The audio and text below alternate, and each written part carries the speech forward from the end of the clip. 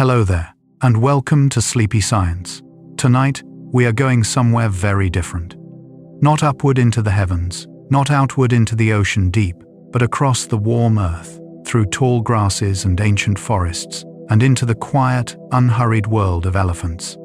These are the largest animals walking the land today. Creatures of extraordinary intelligence, of deep emotion, of memory stretching across decades. They move through their world with a kind of slow, deliberate grace, unhurried by the noise of modern life. And the more you learn about them, the more you realize just how much is happening beneath the surface of those calm and ancient eyes. If you find comfort here, please consider liking and subscribing. It helps this little channel reach others who are also searching for something peaceful to carry them into rest. But for now, there is nothing you need to do, nowhere you need to be. Just breathe, settle in, and let the world of elephants come to you. Let us begin. Elephants are the largest land animals alive today, and have been for a very long time. There are 3 species of elephant recognized by science: the African savanna elephant, the African forest elephant, and the Asian elephant. Each one is distinct, shaped by the landscape they inhabit and the pressures of millions of years of slow, gradual change. The African savanna elephant is the largest of all, standing up to 4 meters tall at the shoulder and weighing as much as 7,000 kilograms. That is heavier than most vehicles you would see on a busy road. Despite their enormous size, elephants move across the landscape with surprising quietness. Their wide, padded feet designed to absorb weight and reduce sound. They are built for endurance rather than speed. And within that body, there is a life of remarkable complexity, a mind quietly observing the world, and a heart that, in many ways, mirrors our own. Elephants live in close-knit family groups led by the oldest female, known as the matriarch. The core of elephant society is the family herd.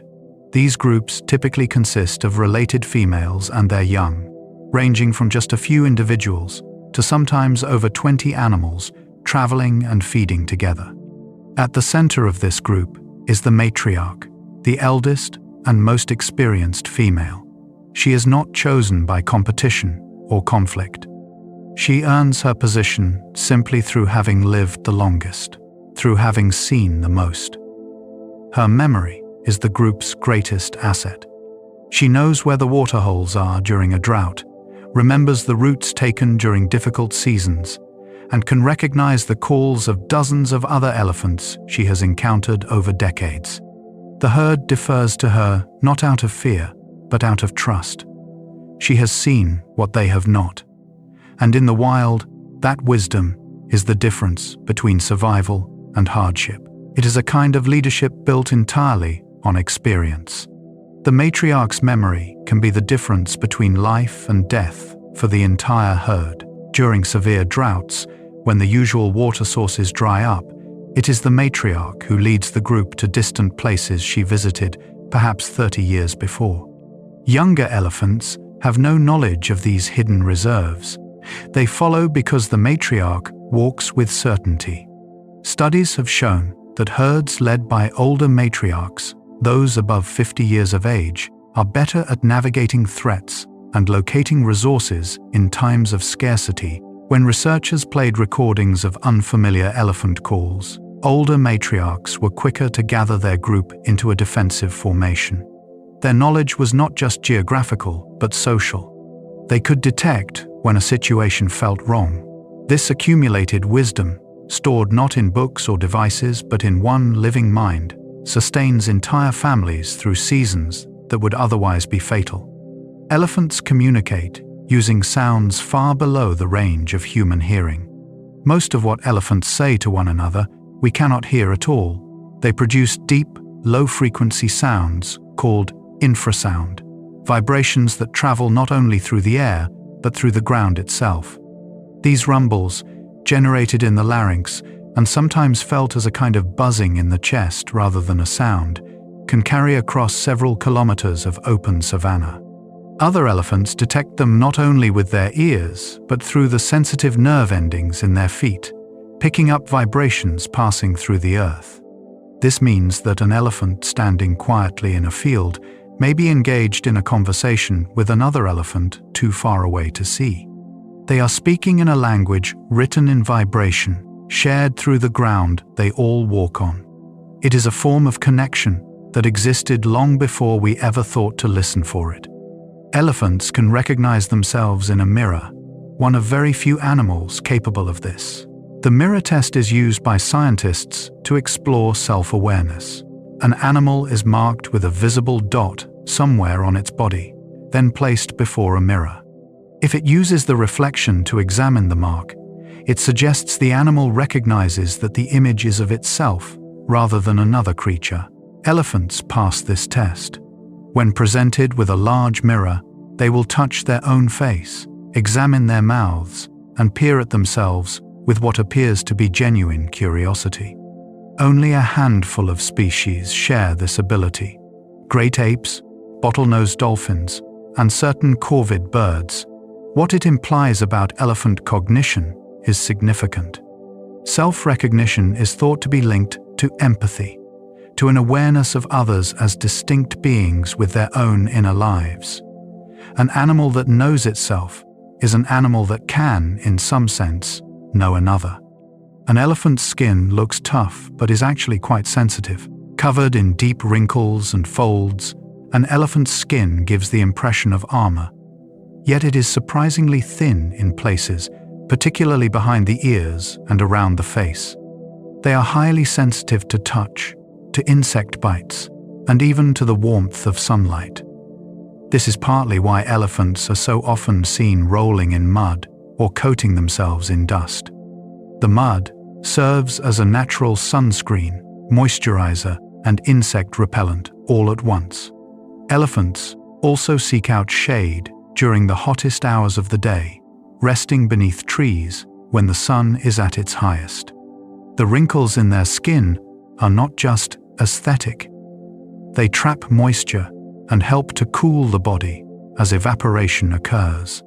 Every fold in that ancient-looking hide is a small piece of engineering developed over millions of years, perfectly suited to the warm environments where elephants live. Elephants grieve their dead in ways that no other animal quite matches.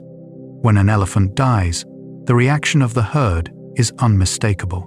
Family members gather around the body, touching it gently with their trunks, sometimes standing in silence for hours. Mothers who lose calves have been observed carrying their young for days, reluctant to leave them. Elephants will return to the bones of the dead long after death, running their trunks over the skull and tusks in what seems like an act of recognition and remembrance. They show particular interest in the bones of those they knew, sometimes spending more time with them than with the bones of strangers. Researchers have watched elephants approach the bones of deceased humans with similar curiosity and apparent solemnity. Whether we call this grief in a human sense is a matter of debate, but the behavior itself is clear. Elephants mark death. They notice absence. They return to where those they loved once were. Elephants are capable of using tools, including making use of branches to swat flies.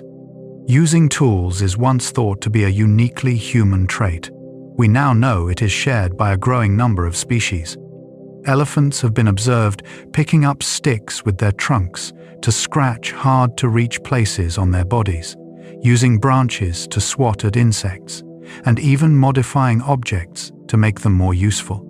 In captivity, some elephants have learned to use a stick to draw on paper, not out of training, but out of apparent interest. In the wild, they will use rocks or logs as anchors to help loosen roots they want to eat. Young elephants learn many of these behaviors by watching older members of the herd, rather than by instinct alone. This is cultural transmission, the passing of learned behavior from one generation to the next, which places elephants in a very small group of animals, thought to have rudimentary culture. The trunk of an elephant contains more than 40,000 individual muscles. The elephant's trunk is perhaps the most extraordinary appendage in the animal kingdom. It is simultaneously a nose, an arm, a hand, a tool, and a means of communication. It contains over 40,000 individual muscle units, giving it an almost infinite variety of movements and positions. Elephants use their trunks to breathe, to smell, to drink, to lift objects weighing hundreds of kilograms, and to perform tasks as delicate as picking a single berry from a branch without disturbing the others. They use it to soothe distressed young calves, to greet family members returning after an absence, and to investigate scents from distances far greater than any human nose can detect. A newborn elephant does not know how to use its trunk at first. The young calf will swing it about, step on it, and seem generally puzzled by this long and mobile appendage dangling from its face. Control comes slowly, over weeks and months of practice, the way a child slowly learns the coordination required to write. Elephants are superb swimmers and genuinely appear to enjoy the water. Despite their size, elephants are confident and capable swimmers. They will willingly enter lakes and rivers, crossing stretches of open water that would seem impossible for an animal of their bulk. In the water, they use their trunk as a natural snorkel, holding the tip above the surface to breathe while their body is fully submerged. They move through water with a slow, powerful grace, their great legs paddling steadily beneath the surface. Families have been observed swimming together across wide rivers during migrations, with calves sometimes riding partially on the backs of older elephants to rest.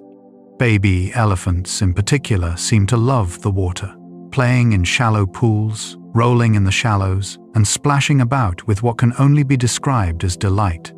It is one of those behaviors that, once seen, makes it very difficult to argue that elephants do not experience something that resembles joy. Elephants sleep in short intervals and often remain standing while they rest. For such large animals with such complex inner lives, elephants need surprisingly little sleep. Most adults sleep between 3 and 5 hours per night, often in short, scattered intervals, rather than one long, continuous rest. They can and do sleep standing up, resting their weight on their legs the way horses do, their eyes half closed, their breathing slow and steady. Deep REM sleep, the kind associated with dreaming, occurs only occasionally, and when it does, the elephant lies fully on its side on the ground. These full lying down sleeps last only about half an hour at a time. Scientists have attached movement sensors to wild elephants to track their rest patterns, finding that some go as long as 46 hours without lying down at all. The reasons for this remain somewhat unclear, though it may relate to the constant need to stay alert in environments where predators or other dangers can arise at any hour. African elephants have ears shaped remarkably like the continent of Africa. Look closely at the outline of an African elephant's ear, and you will see something unmistakable. The shape traces a rough silhouette of the African continent, the same land where these animals evolved and have lived for millions of years. It is one of those details that feels too poetic to be coincidence, though of course it is entirely one. Beyond their shape, the enormous ears of African elephants serve a vital function. The ear flaps are laced with a dense network of blood vessels, and by fanning them gently back and forth, elephants can cool their blood before it circulates back through the body.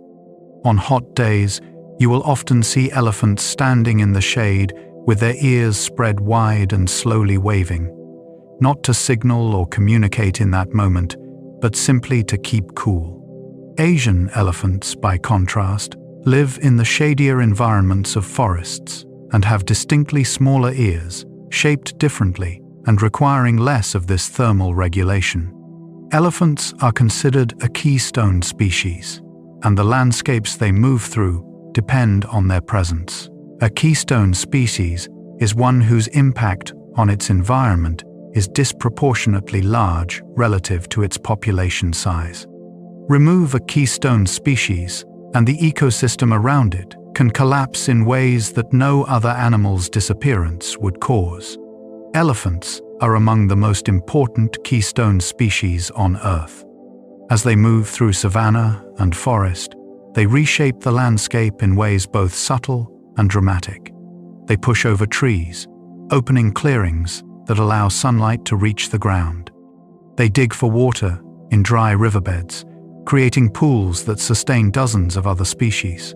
They disperse seeds through their dung across vast distances, planting forests without ever intending to. Their paths through dense vegetation become trails used by countless other animals. Without elephants, the ecosystems that depend on them would shift into something quieter, less diverse, and less alive. Elephant dung is an entire ecosystem in miniature. A single pile of elephant dung can weigh more than 150 kilograms. And far from being merely waste, it is a gift to the landscape. Elephants are inefficient digesters, meaning much of the plant material they eat passes through them relatively unchanged. Seeds from dozens of plant species leave the body intact, often germinated by the process, and ready to sprout in a new location far from the parent plant. Dung beetles arrive almost immediately, shaping the material into balls to roll away and lay their eggs inside. Birds pick through it for insects and undigested seeds. Baboons have been observed following elephant herds to take advantage of this resource. Smaller mammals burrow into fresh dung for warmth during cold nights. Even the liquid nutrients seeping into the soil enrich it and feed the roots of plants growing nearby. One elephant, moving through its landscape, plants, trees, feeds dozens of species, and enriches the soil simply by going about its day. The rumble of an elephant can be felt as a vibration in the ground by other elephants kilometers away.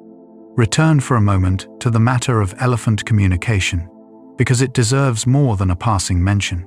The low-frequency calls that elephants produce, often inaudible to human ears, travel not just through the air, but along the surface of the Earth as seismic waves. Researchers in Kenya placed seismic sensors in the ground around elephant herds and discovered that other elephants could detect these vibrations from more than 16 kilometers away under favorable conditions. The elephants receiving these ground vibrations would lean forward slightly onto their front feet, pressing their weight into the ground, a behavior thought to amplify the incoming signal. They were using their entire body as a listening device. Different call types appear to produce different seismic signatures, meaning elephants may be sending distinct messages through the ground itself. The earth beneath a herd of elephants is not silent. It is humming with conversation. Young elephants in the herd are cared for by the entire family, not just their mothers. In human societies, we have come to value the idea of a community raising a child. Among elephants, this is simply the way things are. When a calf is born, every female in the herd takes an interest. Older sisters, aunts, and cousins will help protect the newborn, guide it away from danger, and assist when it stumbles or gets into difficulty. These helpers are called allomothers, and their role is more than ceremonial. Studies have shown that calves with more allomothers available to them have higher survival rates.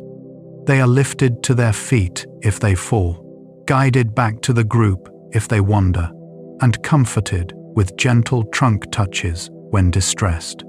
The matriarch keeps watch over the whole scene, alert to any change in the group's mood or the environment around them. The calf grows up surrounded by experience on all sides, nurtured by a circle of care that extends well beyond its mother alone. Elephants can recognize up to 1,000 individual elephant voices. The social world of elephants is intricate and layered.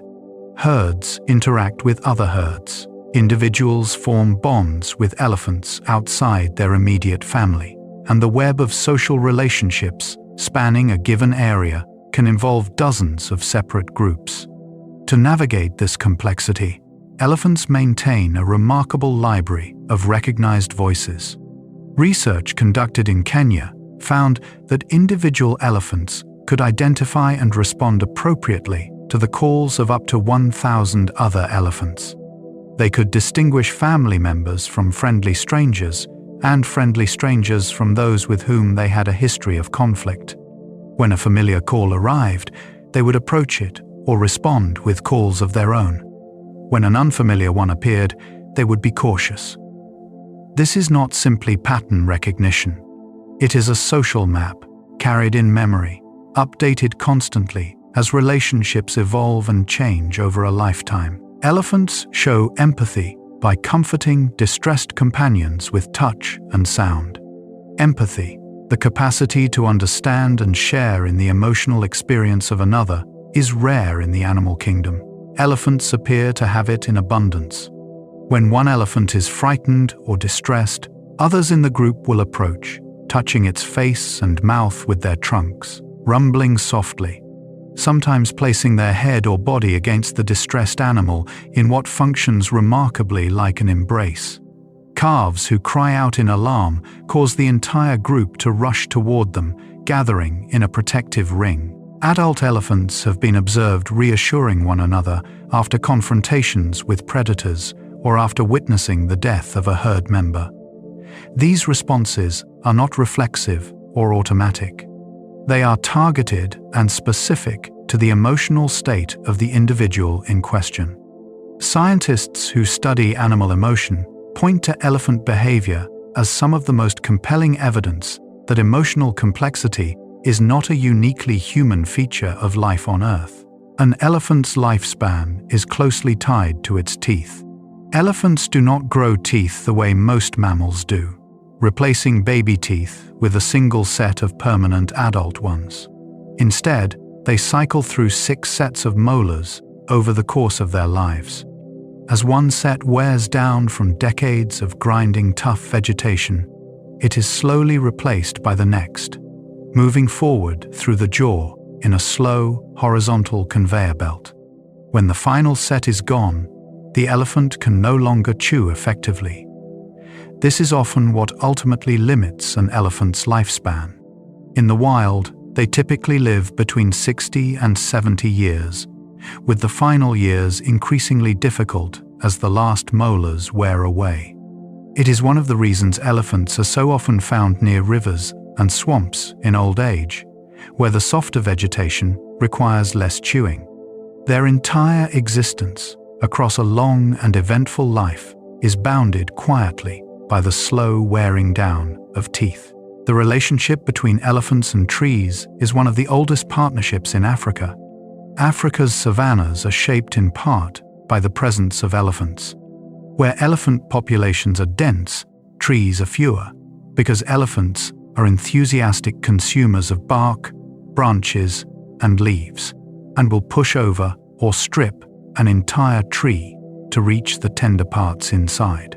But where elephants are absent, bush encroaches, trees grow dense, and the open grasslands that support vast herds of grazers begin to close in.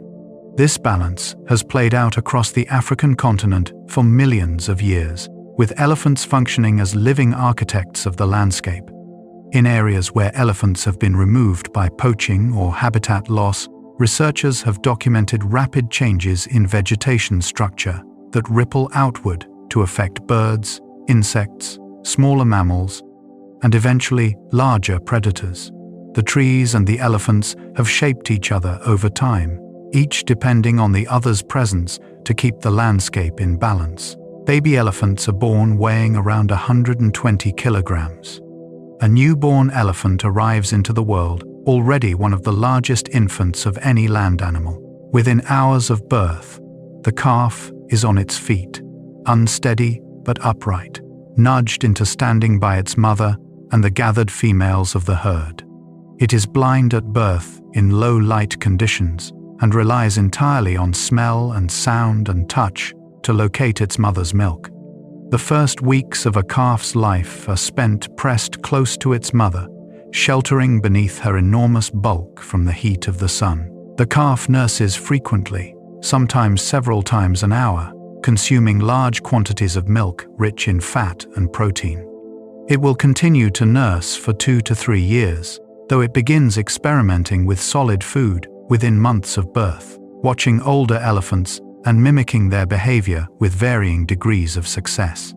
The clumsiness of a young elephant encountering its first mud bath or river crossing is one of the more endearing things the natural world offers. Elephants have a highly developed sense of smell, perhaps the most acute of any land animal. An elephant's sense of smell is estimated to be 4 times more sensitive than that of a bloodhound, long considered the gold standard of olfactory ability among domesticated animals. They carry more scent receptor genes than any other mammal so far tested, giving them an extraordinary capacity to detect and distinguish odors at vanishingly small concentrations. They can smell water from several kilometers away, assess the health and reproductive state of other elephants from their scent, detect the presence of humans, bees, or predators long before any other sense confirms the danger, and identify individual elephants they have known by the smell left behind on vegetation or ground. When investigating a new environment, an elephant will hold its trunk aloft, slowly turning, sampling the air the way a sommelier might assess a glass. The information gathered in those quiet moments of smelling tells a story about the landscape that we, with our comparatively dull sense of smell, will never fully appreciate. Elephant herds have been known to travel vast distances to attend the death site of a former matriarch.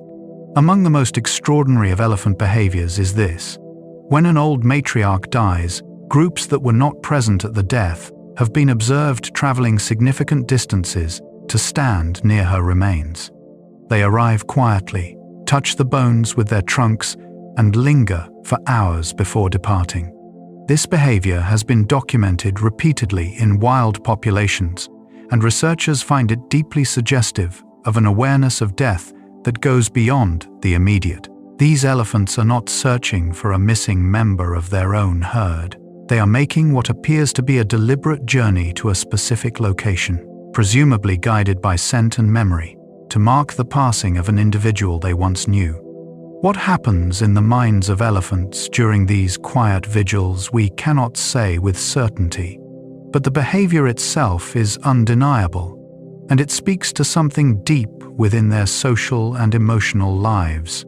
Elephants produce a range of facial expressions that other elephants, and even humans, can read. The face of an elephant is more expressive than it might first appear. Subtle movements of the ears, the position of the trunk, the angle of the head, the tension around the eyes, all of these communicate information to others nearby. Researchers studying captive and wild elephants have identified a vocabulary of facial expressions that correspond to distinct emotional states, including playfulness, aggression, fear, contentment, and distress. Other elephants respond appropriately to these expressions, suggesting they are actively reading the faces of those around them.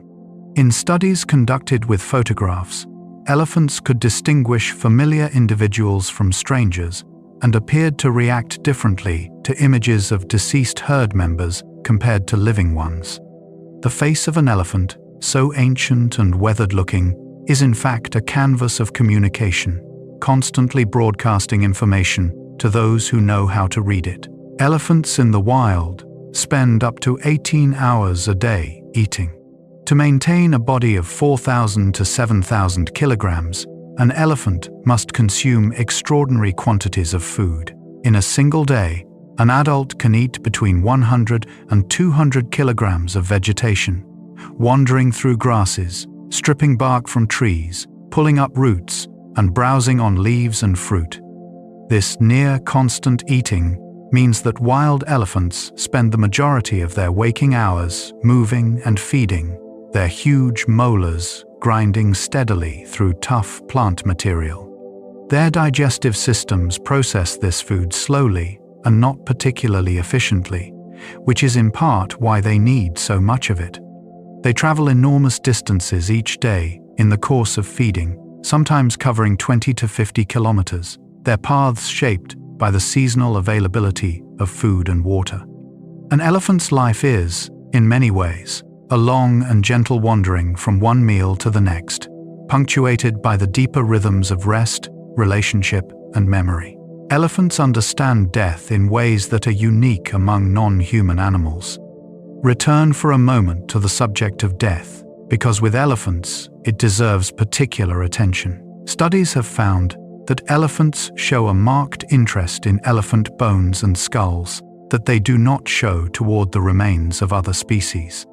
When elephant bones are placed alongside the bones of buffaloes and rhinoceroses, passing elephants consistently spend more time investigating and touching the elephant remains. This has been interpreted as a form of recognition, an awareness of mortality connected to their own kind. Young calves who have lost their mothers show signs of behavioral distress that persist for months, sometimes years. Adult elephants have been seen standing watch over a dying companion for hours, refusing to leave even as their own safety might suggest they should. Whatever death means to an elephant is clearly not nothing. Their relationship with it is conscious, attentive, and prolonged in a way that sets them apart from nearly every other creature sharing the earth with us. Elephants can distinguish between human languages and respond differently to perceived threats. In a series of remarkable experiments conducted in Kenya, researchers played recordings of human voices speaking to elephants and monitored their reactions. When they played the voices of Maasai men, a community known to have occasional conflicts with elephants over cattle and territory, the elephants reacted with alarm, bunching together and moving away from the sound.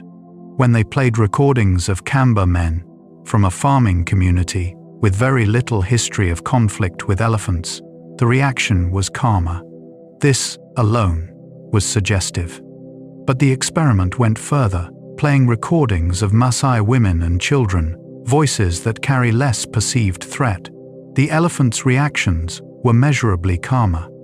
They had learned, through experience and through information passed within the herd, to distinguish not just between humans and non-humans, but between categories of humans, based on language, pitch, and context. This is not instinct.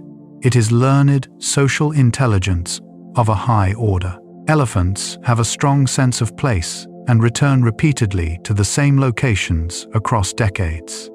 Memory and landscape are deeply intertwined for elephants. The same waterhole visited by a matriarch as a young adult will be revisited as she ages, and she will lead her family there as her mother once led her. Migration corridors used for hundreds of years are walked again and again, the paths worn into the earth by the feet of generations. Elephants remember the locations of mineral licks, distant water sources, favored feeding areas, and places where they have encountered danger. They navigate these routes not with GPS or maps, but with the living archive of memory, updated and refined over a lifetime of walking. When development or agriculture disrupts these ancient corridors, the elephants do not simply reroute. They press against the barriers, sometimes with dangerous results, attempting to follow paths that exist clearly in their minds but have been physically blocked in the world. The landscape and the elephant's inner map of it were built together over immense spans of time. Elephants have been documented using branches and leaves as fans to cool themselves. The ingenuity of elephants in addressing everyday physical needs continues to impress researchers who study them closely. On particularly hot days, elephants have been observed breaking off branches and holding them in their trunks, waving them gently in front of their faces and bodies in a fanning motion that helps to dissipate heat. They have also been seen picking up leaves and using them to scratch parts of their bodies their trunk cannot easily reach. In sanctuaries and areas of close human observation, elephants have been recorded using a variety of found objects in creative ways, adapting whatever the environment offers to meet an immediate need. This behavioral flexibility, the ability to recognize that an object can be used differently from how it is encountered, is a hallmark of problem-solving intelligence. It suggests that elephants do not simply react to their environment, but actively think about it. The ivory tusks of elephants are actually elongated incisor teeth, growing throughout their lives. An elephant's tusks begin to emerge when the animal is around 2 years old and continue to grow throughout its entire life, adding several centimeters each year. By old age, some males carry tusks of enormous length and weight, sometimes exceeding 3 meters and weighing over 40 kilograms each. The tusks are used for a wide range of tasks, including digging for water, stripping bark from trees, moving fallen logs out of the path, and defense. In fighting males, the tusks are formidable weapons, used in pushing contests and, occasionally, in more serious conflicts. An elephant is typically either left or right-tusked, preferring one over the other in the way that humans are left or right-handed, and the preferred tusk tends to be more worn down at the tip from use. The loss of a tusk to injury or poaching is a significant blow, limiting the animal's ability to perform the tasks the tusk would normally serve. Elephants play genuinely, enthusiastically, and with apparent creativity. Play in the animal kingdom tends to be associated with young animals, a way of practicing the skills they will need as adults. Elephants play when young in exactly this way, chasing one another, wrestling with their trunks, and splashing through water with evident glee. But adult elephants also play, which is rarer among mammals. They engage in seemingly purposeless behavior, tossing objects, sliding down muddy slopes, and engaging in what appears to be mock combat with no intention of actually harming one another. In herds with young calves, adults often participate actively in play, lowering their enormous heads to the level of the calf and engaging with careful gentleness. Play in adult animals is thought to be associated with high cognitive ability and emotional richness. Among elephants, it is one more thread in the fabric of evidence that their inner lives are more layered and complex than their calm exterior might suggest. Forest elephants are a distinct species and play a unique role in some of the world's densest rainforests. For a long time, the African forest elephant was considered simply a smaller subspecies of the African savanna elephant. Genetic research conducted in the early 2000s revealed that they are actually a fully separate species, diverged from their savanna relatives more than 2 million years ago. Forest elephants are smaller, have straighter tusks adapted for moving through dense vegetation, and rounder ears. They live in the rainforests of Central and West Africa, an environment vastly different from the open savanna. In these forests, they perform the same keystone role, dispersing seeds, creating clearings, and maintaining the ecological balance. Some researchers estimate that certain tree species in Central African rainforests cannot reproduce effectively without forest elephants to disperse their seeds. They are architects of the forest itself, their presence woven into the biology of the trees growing around them. Elephants have been observed appearing to experience moments of what researchers cautiously call joy. Science tends to be careful with the word joy when applied to animals. To project human emotional experience onto other species is a well-documented error in scientific thinking. And yet, with elephants, the behaviors associated with positive emotional states are difficult to explain away. When separated family members reunite after a period apart, the response is immediate and physical. They run toward one another, rumbling loudly, pressing their bodies together, touching faces and mouths with their trunks, spinning in circles, and flapping their ears. This response is not calm.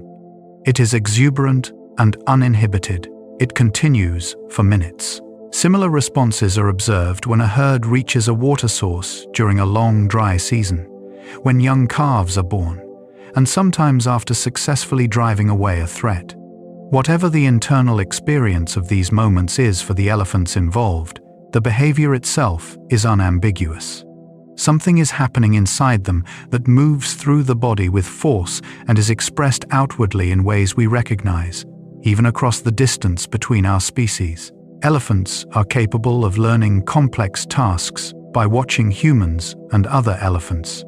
One of the most compelling measures of intelligence in any animal is the capacity for observational learning, acquiring a new behavior by watching another perform it, rather than by trial and error alone.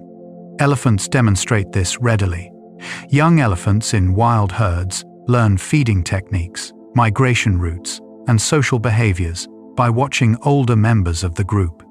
In sanctuaries and conservation centers, elephants have learned to perform entirely novel tasks by observing human caregivers, not because they were trained step by step, but because they watched and then reproduced the sequence of actions. Researchers have found that elephants are quicker to learn a task when they can observe a competent demonstrator than when they must figure it out independently. This capacity for learning from others underpins the transmission of culture across generations and allows each new elephant to benefit from the accumulated experience of those who came before.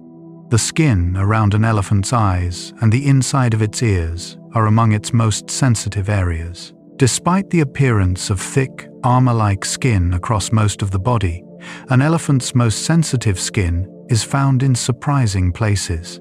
The tissue around the eyes, thin and delicate, responds visibly to the touch of flies or other small insects. The inner surface of the ears is a dense web of blood vessels that both warm and cool the blood, depending on need. The skin along the trunk, particularly near its tip, is extraordinarily sensitive, capable of detecting minute textures and temperatures. An elephant can pick up a single blade of grass or a coin from a flat surface using only the tip of its trunk, guided by touch so precise it approaches the sensitivity of a human fingertip. This combination of power and delicacy in one appendage is one of the many reasons the trunk remains one of the most studied and admired structures in all of zoology. Elephants recognize their own footprints and those of others they know. Tracking is a skill humans associate with great trackers, hunters who can read the subtle signs left in soil and vegetation by passing animals. Elephants, it turns out, are capable of something similar within their own social context.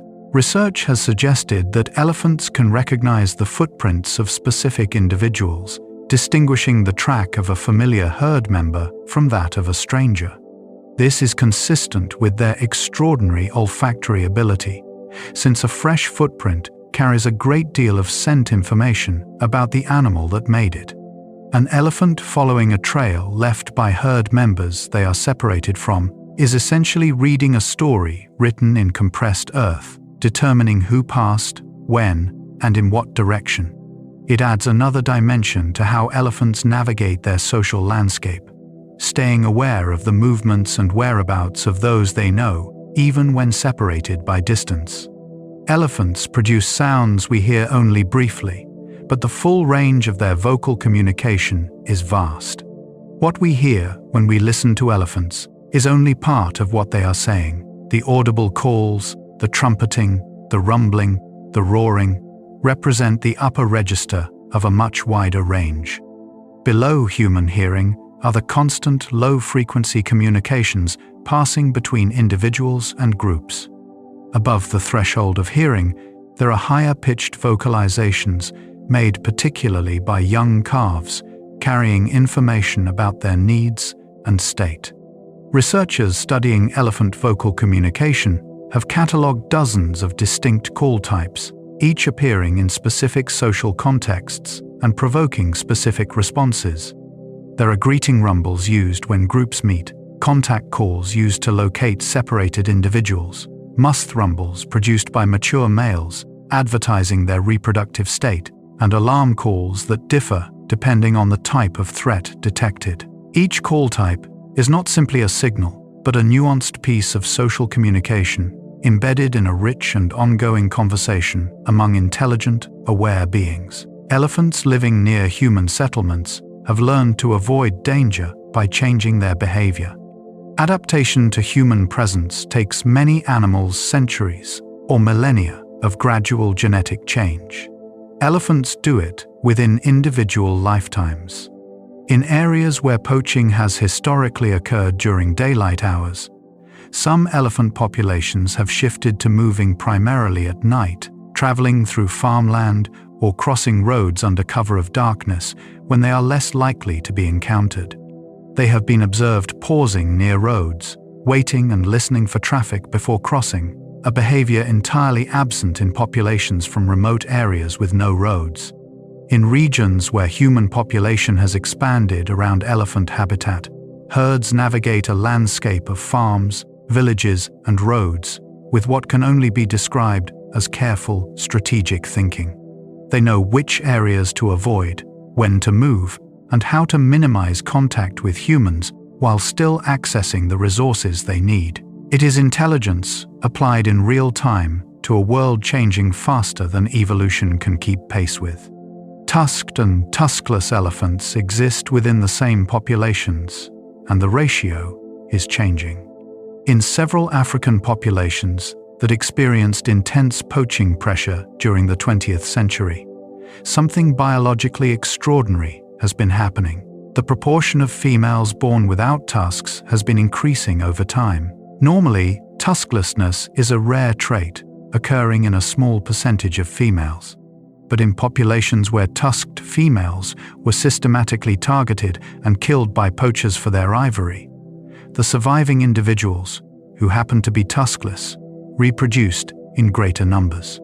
Over 2 or 3 generations, the frequency of tuskless females in these populations has risen dramatically, from perhaps 2% to as high as 30% in some areas.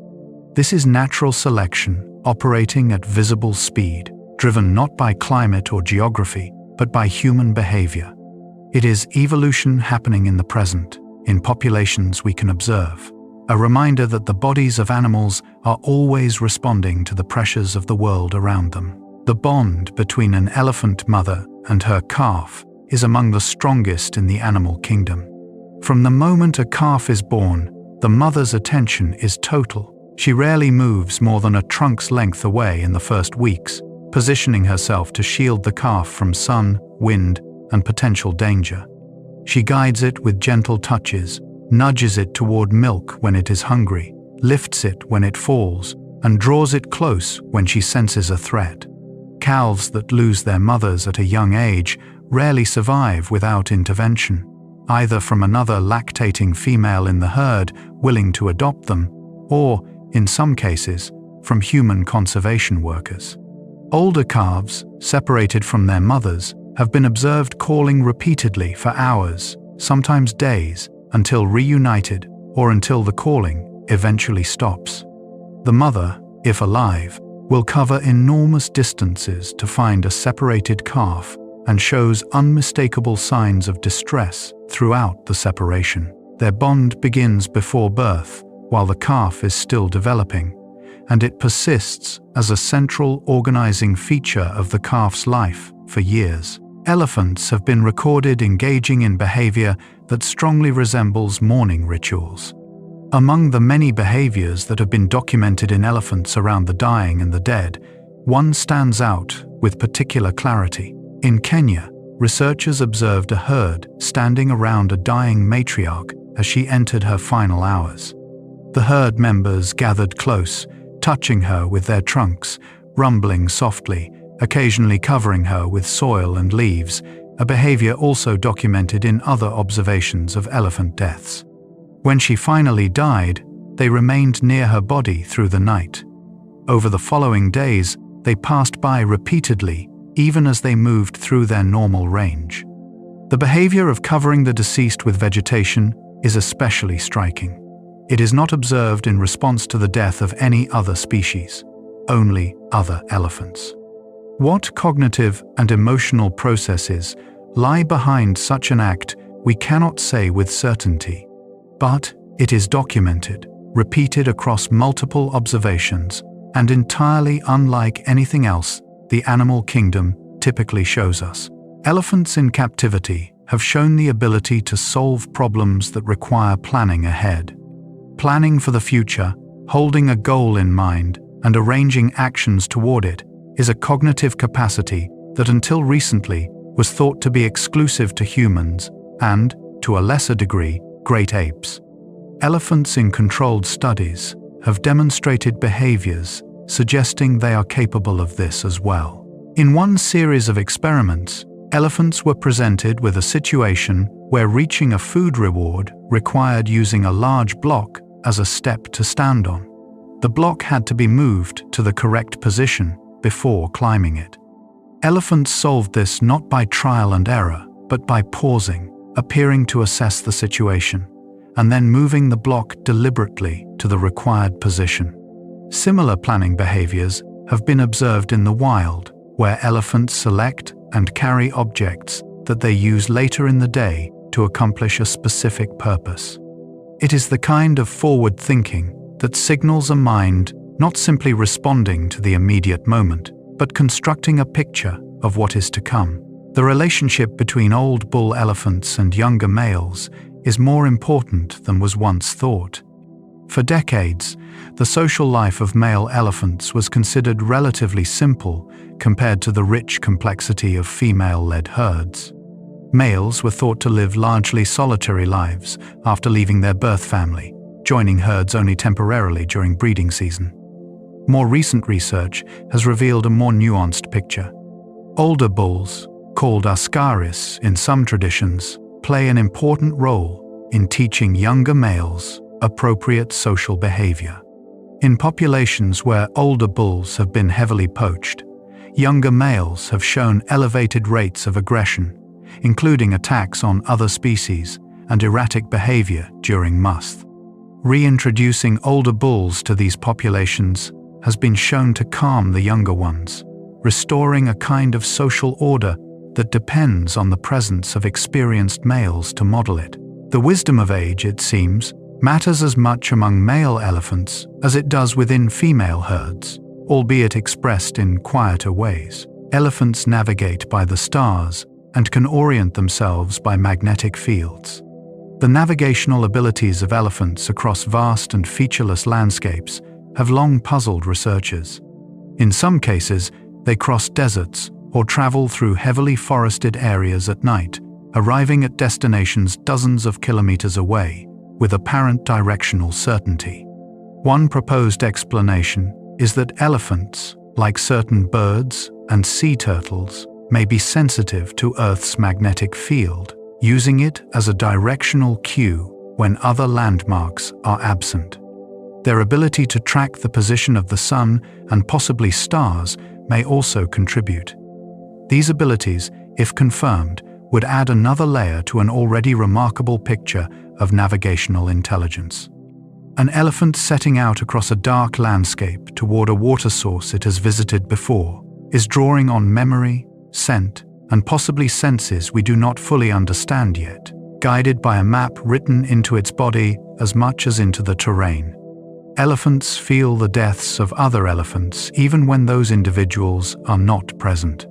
In an experiment designed to probe the boundaries of elephant awareness of death, researchers presented wild elephants with 3 different types of objects: fruits, objects belonging to individuals unknown to them, and objects belonging to elephants who had been close members of their group and had since died. The elephants showed significantly more time spent investigating the objects that had belonged to deceased familiar individuals, touching and smelling them repeatedly, returning to them multiple times. The objects carried scent, and apparently that scent was recognized, associated with an absent being, and responded to differently than the scents of strangers or objects not associated with elephants at all. What this means for the inner life of the elephant, whether there is something it is like to smell the trace of a lost companion, we cannot say. But the behavior is clear, consistent, and deeply suggestive.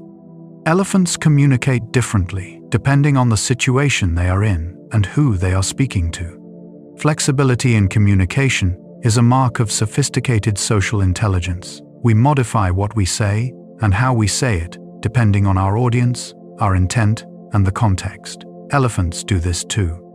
A mother's rumble to her calf is different from the greeting call she gives to a returning herd member, which is different again from the contact call she uses when the herd is separated and she is trying to locate them. When addressing a potentially threatening stranger, the acoustic properties of their calls shift in ways that convey dominance or warning. During play, calls are softer and shorter. After reunions, they can be extended and layered. This contextual adjustment of communication requires holding in mind not just what one wants to express, but who is listening and what they need to understand. It is a form of social awareness that blurs the line between animal communication and something approaching language. Elephants are among the few animals known to use their own urine and secretions deliberately in communication. Communication among elephants extends beyond the vocal and the tactile. Chemical communication plays a major role in the information they share with one another. Males in musk, a periodic condition of heightened testosterone and reproductive readiness, produce a strong secretion from glands near their temples, called temporin, and release powerful chemical signals in their urine. These signals communicate their status to other males and their reproductive availability to females. Females in estrus produce their own chemical signals that carry information about their condition. Elephants encountering the chemical traces left by others will investigate them at length, gathering information about identity, reproductive state, and how long ago the individual passed through. An elephant walking through a landscape is reading a constantly updated library of chemical information, learning about who has been where and in what condition, constructing a social picture of their world from scent alone. Conservation efforts for elephants are among the most complex and meaningful in modern wildlife protection. Elephants face significant threats in the modern world, from habitat loss as farmland expands into the landscapes they need, from conflict with human communities as their ranges shrink, and from poaching, which, though reduced from its peak in the 20th century, has not been eliminated. Protecting them requires something more than simply creating reserves and guarding them. It requires understanding how they move, what they need, and how to allow human communities to coexist with animals that sometimes damage crops and occasionally pose a danger to people. Conservation scientists work alongside local communities to develop strategies that acknowledge the legitimate needs of both. Wildlife corridors are created or preserved to allow elephants to follow their ancient routes without coming into constant conflict with agriculture. Anti-poaching efforts are combined with economic incentives that make living elephants more valuable than dead ones through tourism and other means. It is slow, complicated, deeply human work being done on behalf of animals that have been sharing this planet with us for far longer than history records. An elephant's age can be estimated from the length and wear of its tusks, the condition of its skin, and the state of its teeth. In the field, wildlife researchers often need to estimate the age of wild elephants without having access to birth records. Various physical indicators help them do this.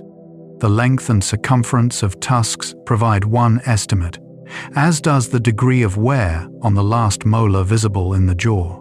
Skin texture changes with age, becoming more deeply wrinkled and the color shifting slightly.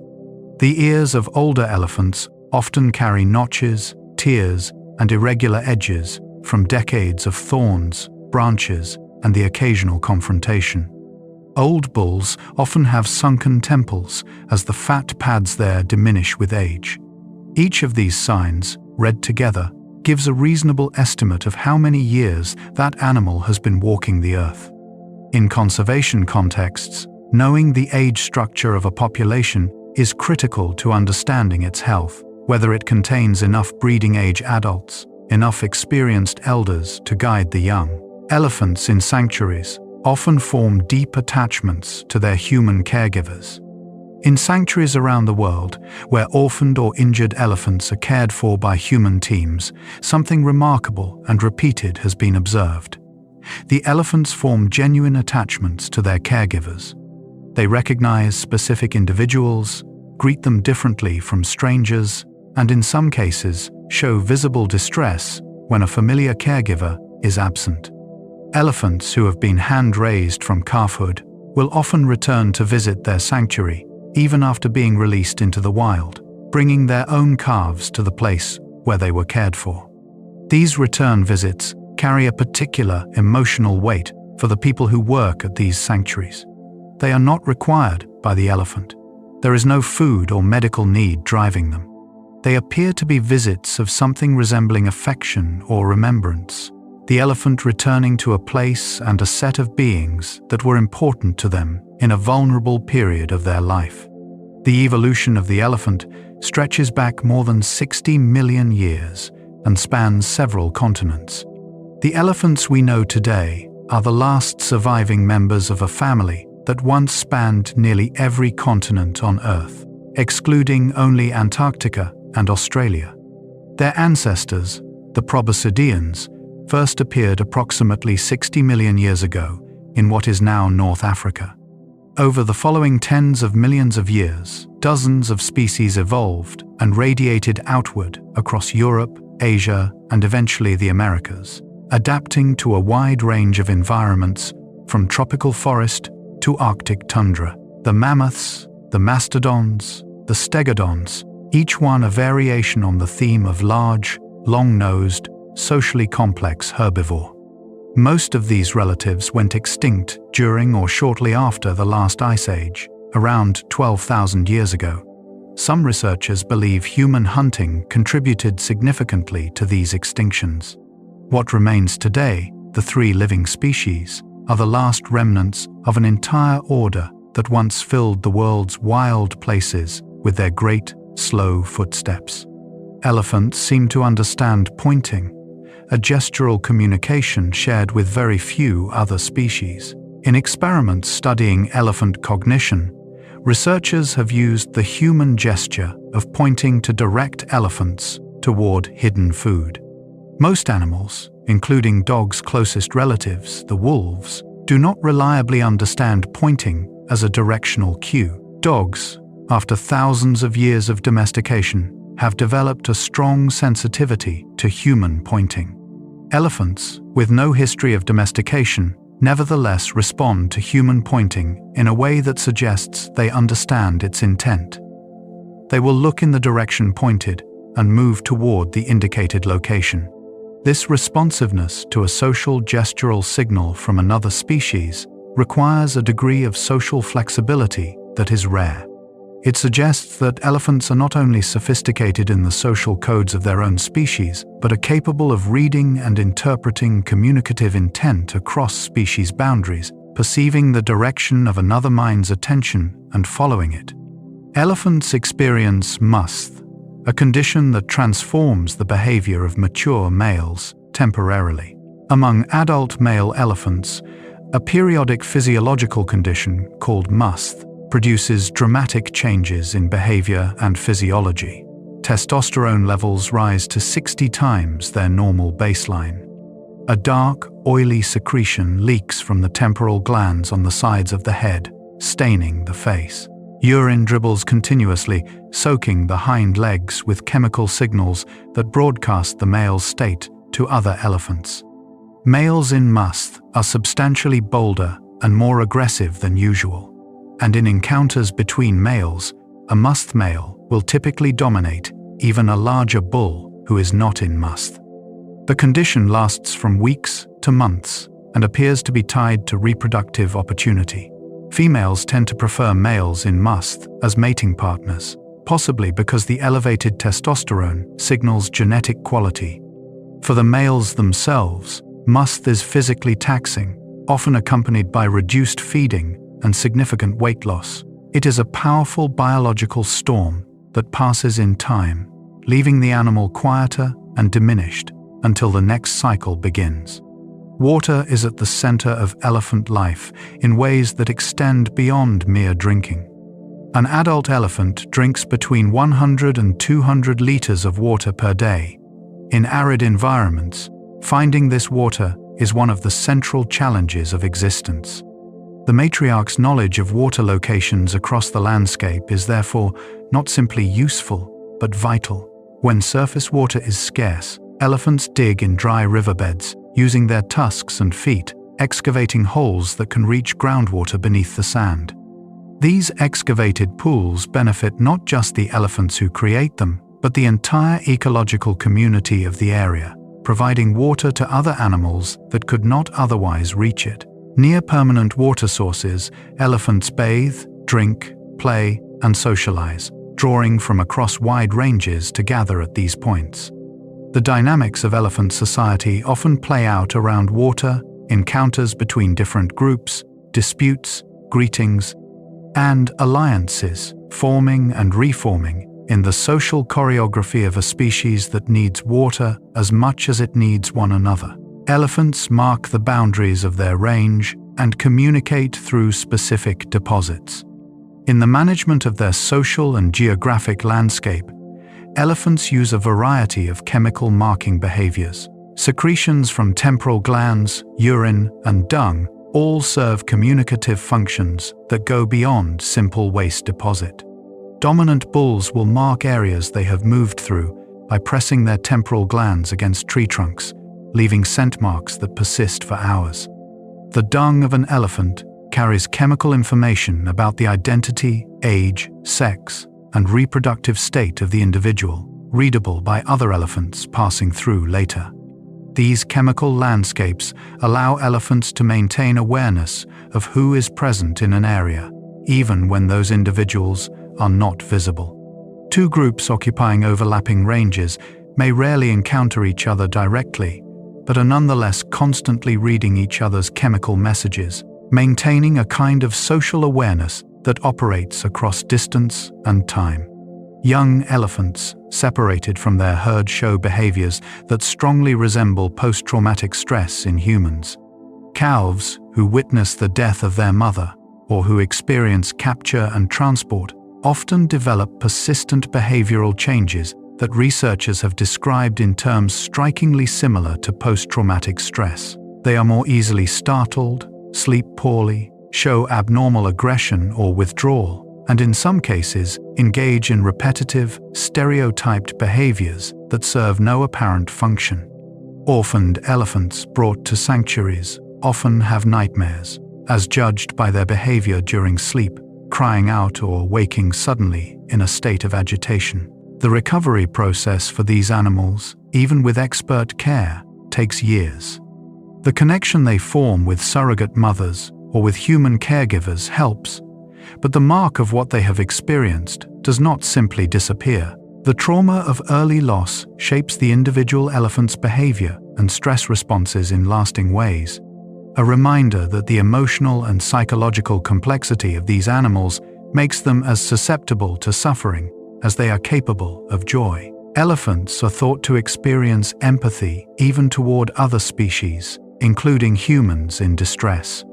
Several accounts, some anecdotal and some from more systematic observation, describe elephants responding to human distress in ways that suggest interspecies empathy.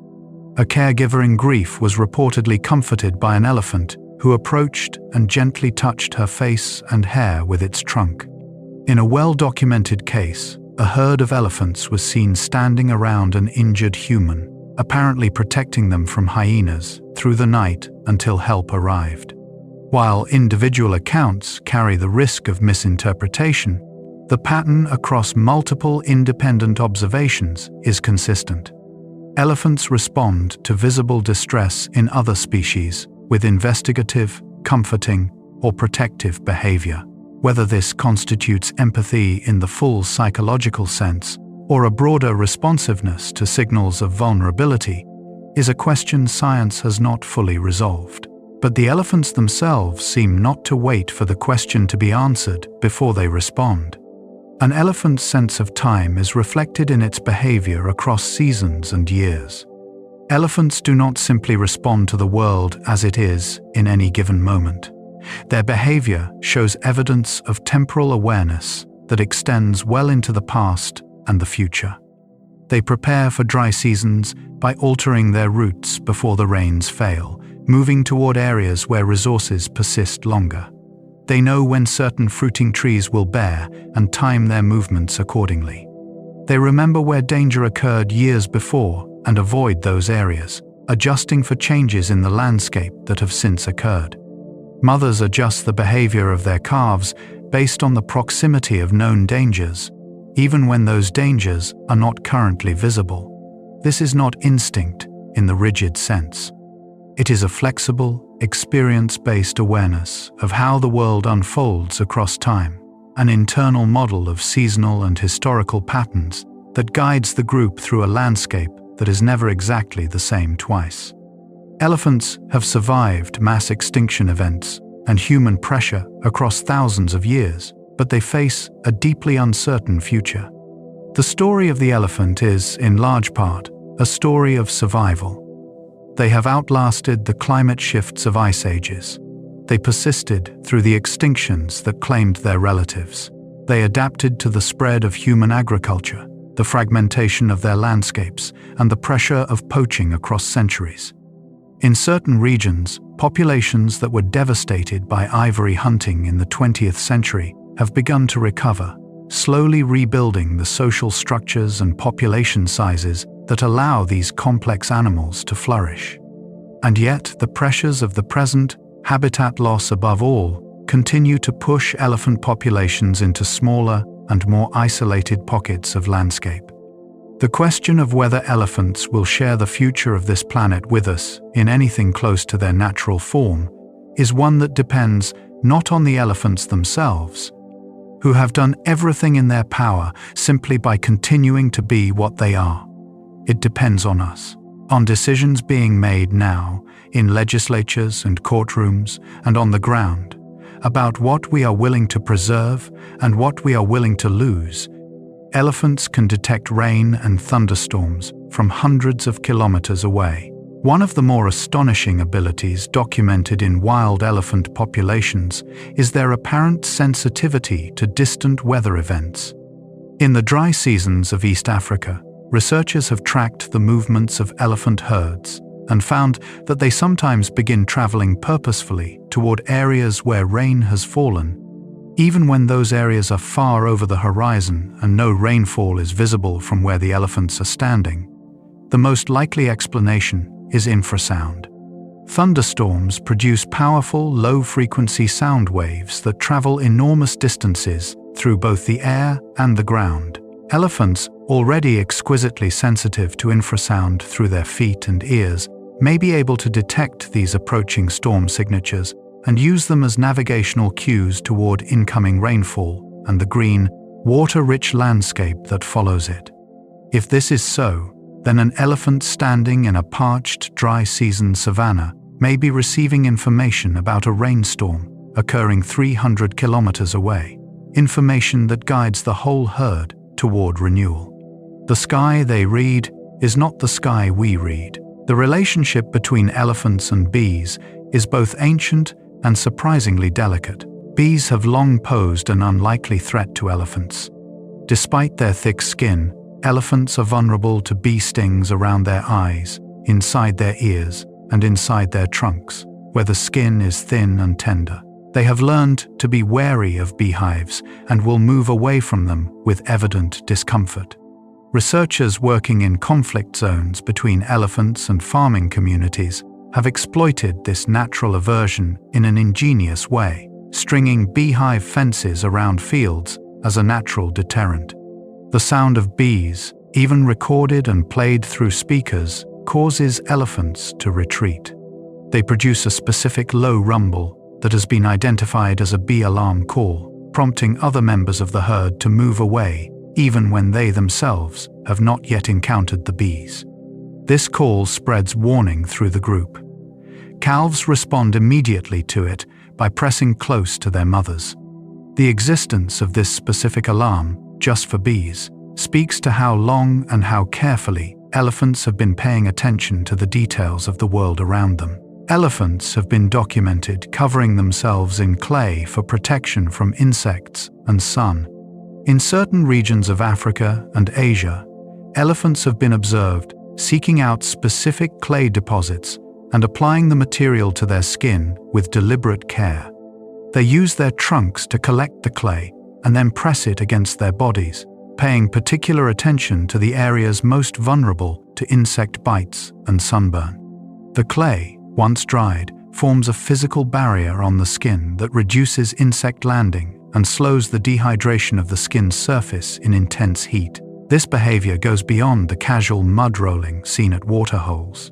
The selection of specific clay types and the manner of application suggest a degree of intentionality, a purposeful modification of the body's surface using a found material to address a recognized need.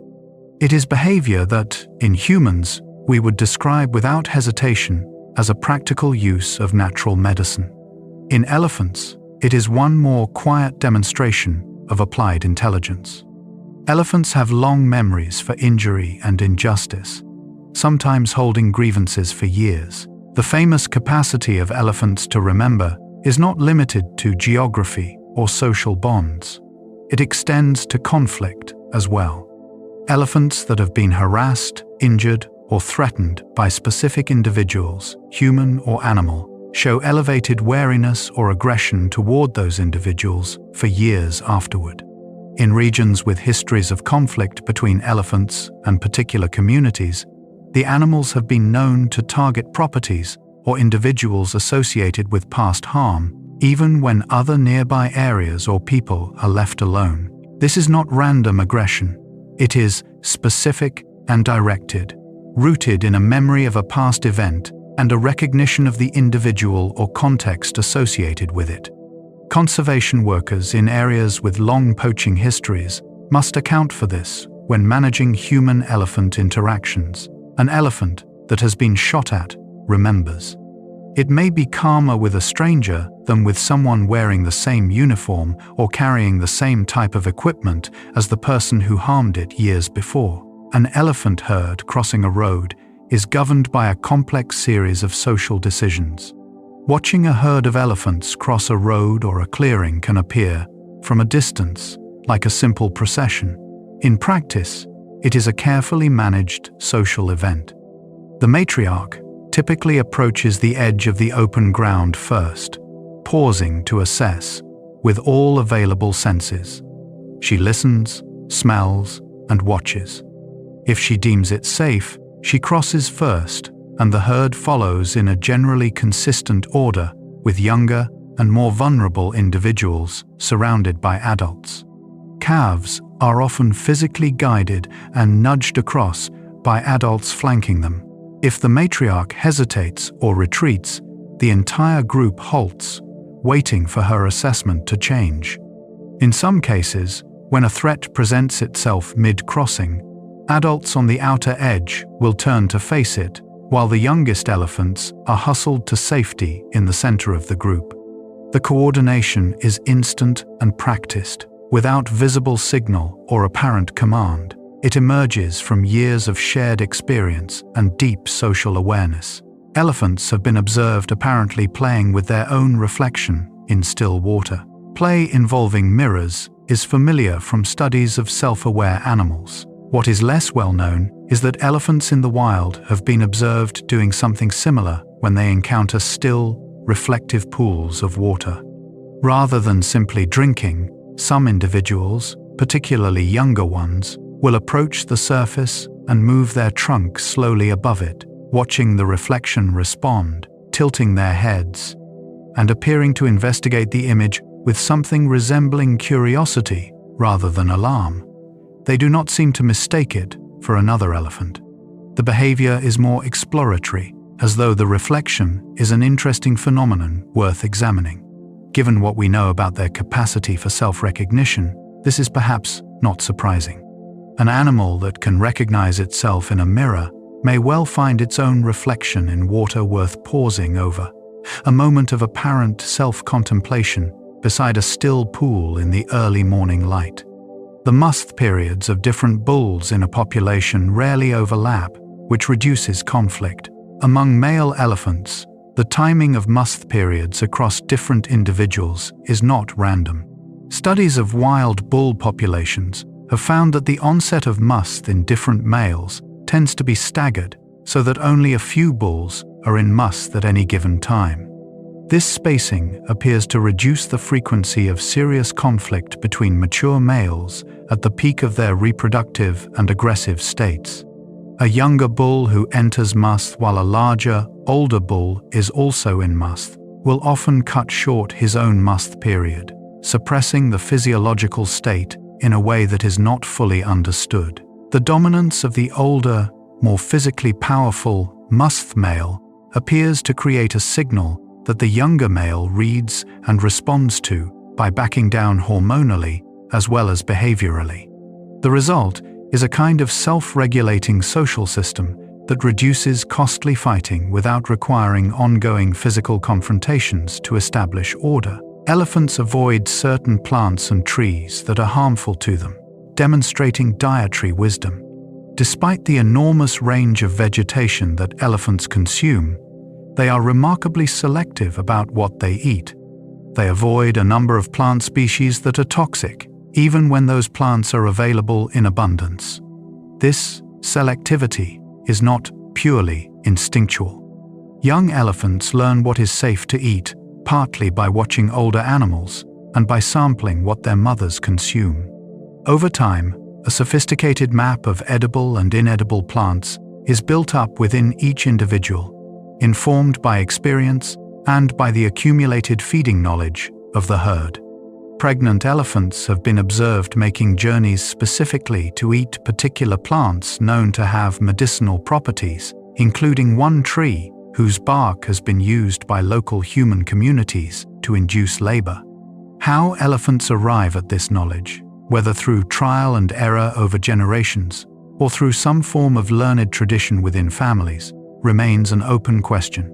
But the behavior itself has been documented, and it suggests a relationship with the plant world far more deliberate than simple browsing.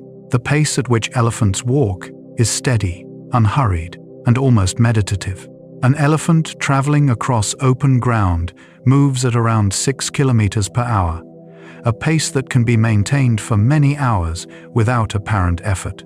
It is a gait born of energy efficiency rather than urgency. The great bulk of the animal propelled forward by a rolling, swaying motion that distributes weight smoothly across those wide, padded feet. The sound of an elephant walking on dry ground is surprisingly soft, the pads of the feet absorbing the impact that you might expect to announce such a large creature. If you were standing some distance away and not watching, you might not hear a herd passing at all, only perhaps the slow breaking of branches or the soft rumbling of communication between the group's members. There is something in the rhythm of that walk, in the slow and purposeful movement of an animal that has nowhere urgent to be, that carries its own kind of peace. The elephant does not rush. The elephant has learned, over millions of years, that the world does not require rushing.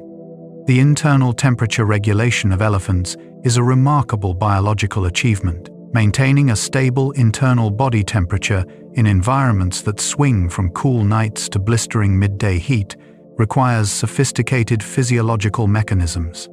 In elephants, the ears play a major role, as discussed earlier, but the body has additional tools.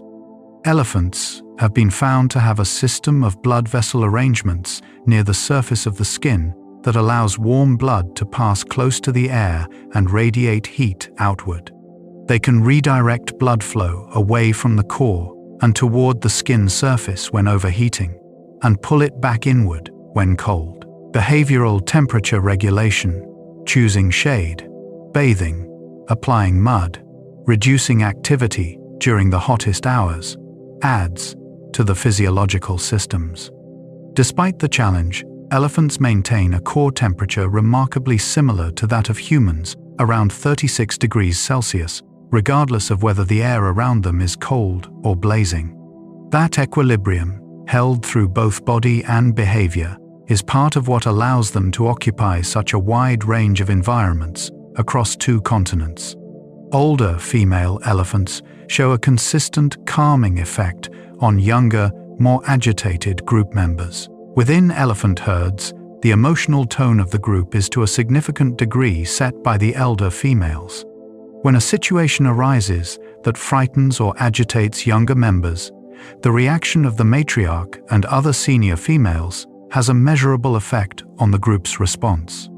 If the matriarch remains calm and investigates without alarm, the younger animals tend to follow her lead, watching her rather than the stimulus, and calibrating their own fear response accordingly. If she signals danger, the group reacts in concert. This social referencing, looking to a trusted, older individual to understand how to feel about an ambiguous situation, is something human infants do constantly when they look to their parents' faces to understand whether a novel thing is safe or frightening. In elephants, this process continues throughout life. The calm of an experienced elder is not just behavioral.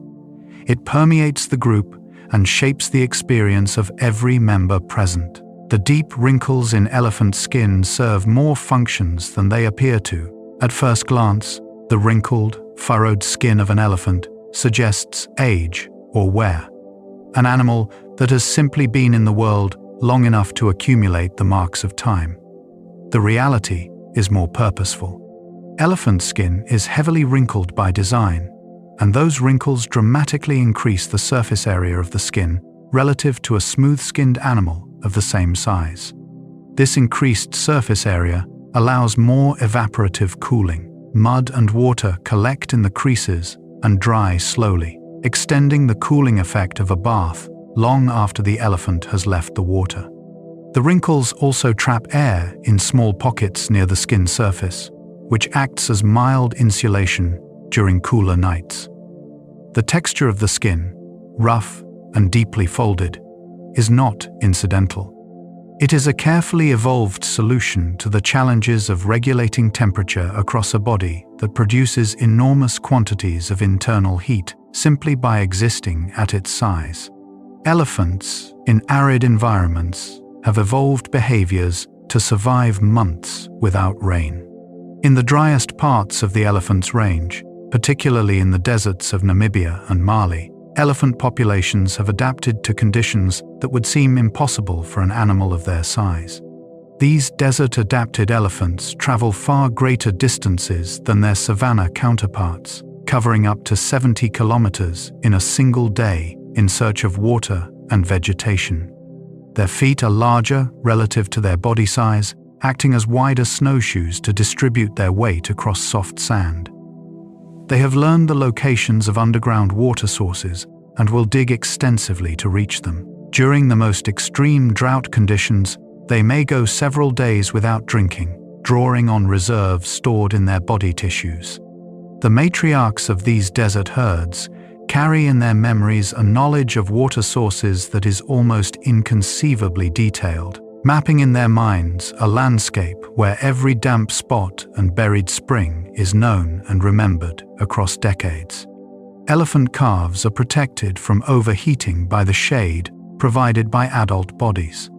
In the intense heat of midday in the African savanna, the small body of a young calf is vulnerable in a way that adult elephants, with their greater thermal mass and more developed regulation systems, are not. The adults in the herd are aware of this in a practical sense. During the hottest part of the day, calves are consistently positioned in the shade cast by the larger bodies around them. Adults will shift their position as the sun moves, maintaining the shadow that falls across the calf. If natural shade is unavailable, the bodies of the herd members themselves become the shade. This is not accidental and appears to be deliberate, the adults moving specifically to place themselves between the calf and the direct sun. It is protection offered through position rather than action, a quiet and constant attentiveness to the needs of the most vulnerable member of the group. The intelligence of elephants has been recognized and honored in human cultures for thousands of years. Long before scientists began systematically studying elephant cognition, human cultures living alongside or near elephants understood intuitively that these animals were different. In Hindu tradition, the elephant-headed god Ganesha is the remover of obstacles and the lord of new beginnings, and elephants have been associated with wisdom, memory, and auspiciousness across the subcontinent for millennia. In African cultures, elephants appear in oral traditions, rock art, and ceremonial contexts as symbols of power, leadership, and the deep memory of the community. Ancient Greeks wrote about the intelligence and emotional depth of elephants with what reads as genuine respect and wonder. Across disparate cultures that never shared knowledge of one another, the same conclusions were reached about the same animal: that it was wise, that it remembered, that it felt deeply, and that it deserved to be regarded not simply as an animal, but as something closer to a neighbor in the world. The speed at which an elephant charges is surprising given its size. Most of the time, elephants move through the world at their characteristic unhurried pace, and this is appropriate because they have few natural enemies large enough to threaten an adult. But when they choose to charge, the transformation is startling. An adult elephant can reach speeds of around 25 kilometers per hour in a full charge, and because of their sheer mass, the ground shakes and a distinctive rumble builds that can be felt before it is heard. The charge is often more bluff than genuine attack, intended to drive away a perceived threat rather than to make contact. Experienced observers can distinguish a mock charge from a genuine one by a number of behavioral cues, including the position of the ears and the trajectory of the approach. A genuine charge is silent, purposeful, and does not slow. A mock charge involves more noise, more lateral movement, and typically ends in a halt.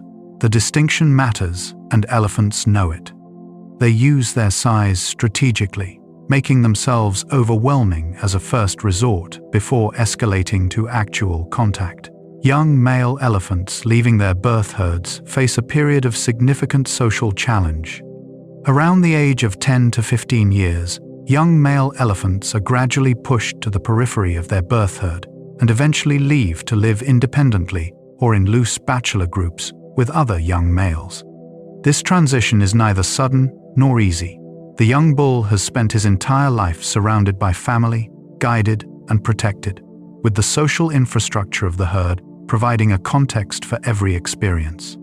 Outside it, he must learn to navigate a much more complex and competitive social world among other males, some of them significantly older and more experienced. He is also cut off from the knowledge base of the matriarch. He must learn the landscape, the roots, and the social landscape of adult male elephants through his own experience and through association with older bulls who serve, informally but significantly, as mentors. Studies of populations with healthy age structures show clearly that young bulls, in the company of experienced older males, develop more appropriate social behavior than those who grow up without them. The relationship between an elephant and its landscape is one of coevolution. The landscapes that elephants inhabit have been shaped by their presence, and the bodies of elephants have been shaped by those landscapes over millions of years of mutual influence. The African savanna is not a background against which elephants move. It is a product, in part, of their movement. The tree density, the grass composition, the distribution of water, all of these have been influenced by generations of elephants eating, digging, pushing, and dispersing.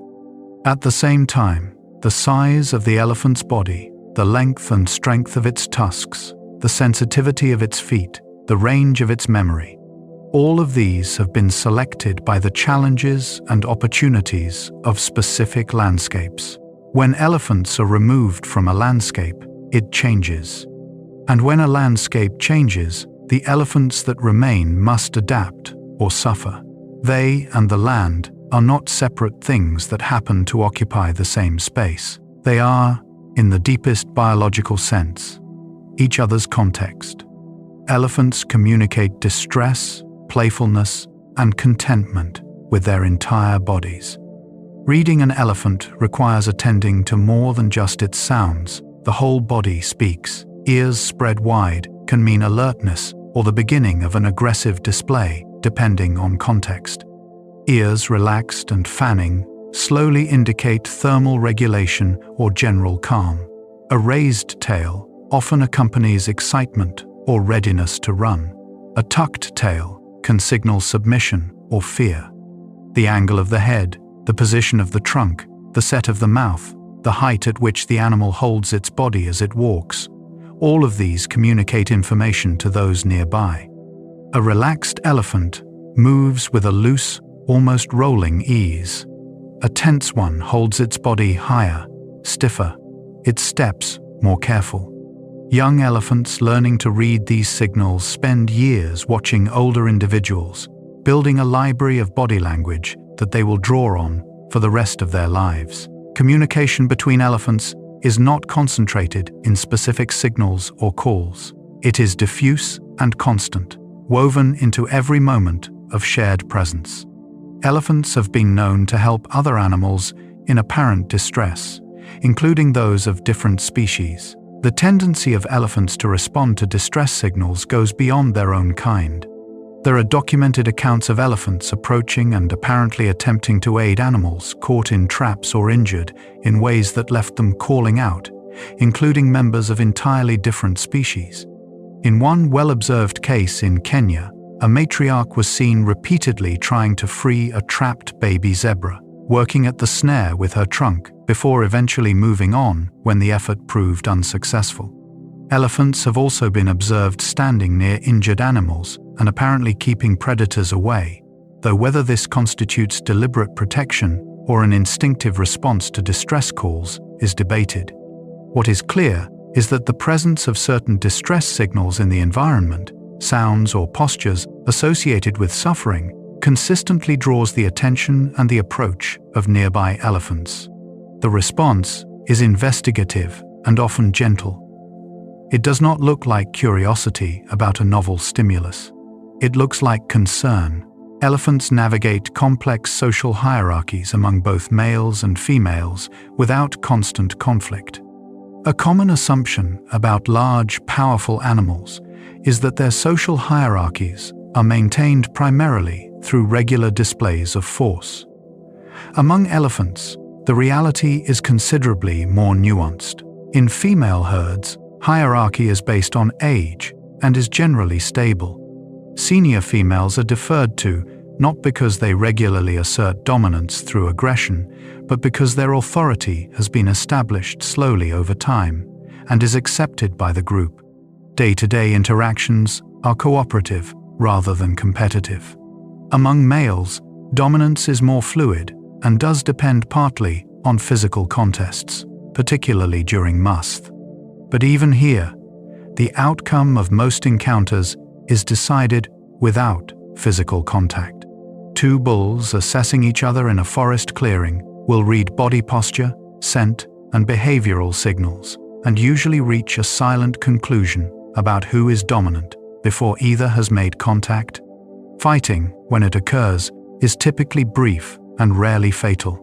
The energy cost of serious conflict is too high, and elephants appear to understand this in a practical sense, resolving most disputes through display and communication rather than injury. The African savanna and the Asian forest present very different worlds to their respective elephant species. Asian elephants and African elephants share a common ancestor, but they have lived in separate evolutionary contexts long enough to develop significant differences in body, behavior, and ecology. The Asian elephant inhabits dense tropical and subtropical forests, scrub, and grasslands across South and Southeast Asia. Its smaller ears, more rounded back, and different tusk pattern reflect the demands of navigating enclosed forest environments.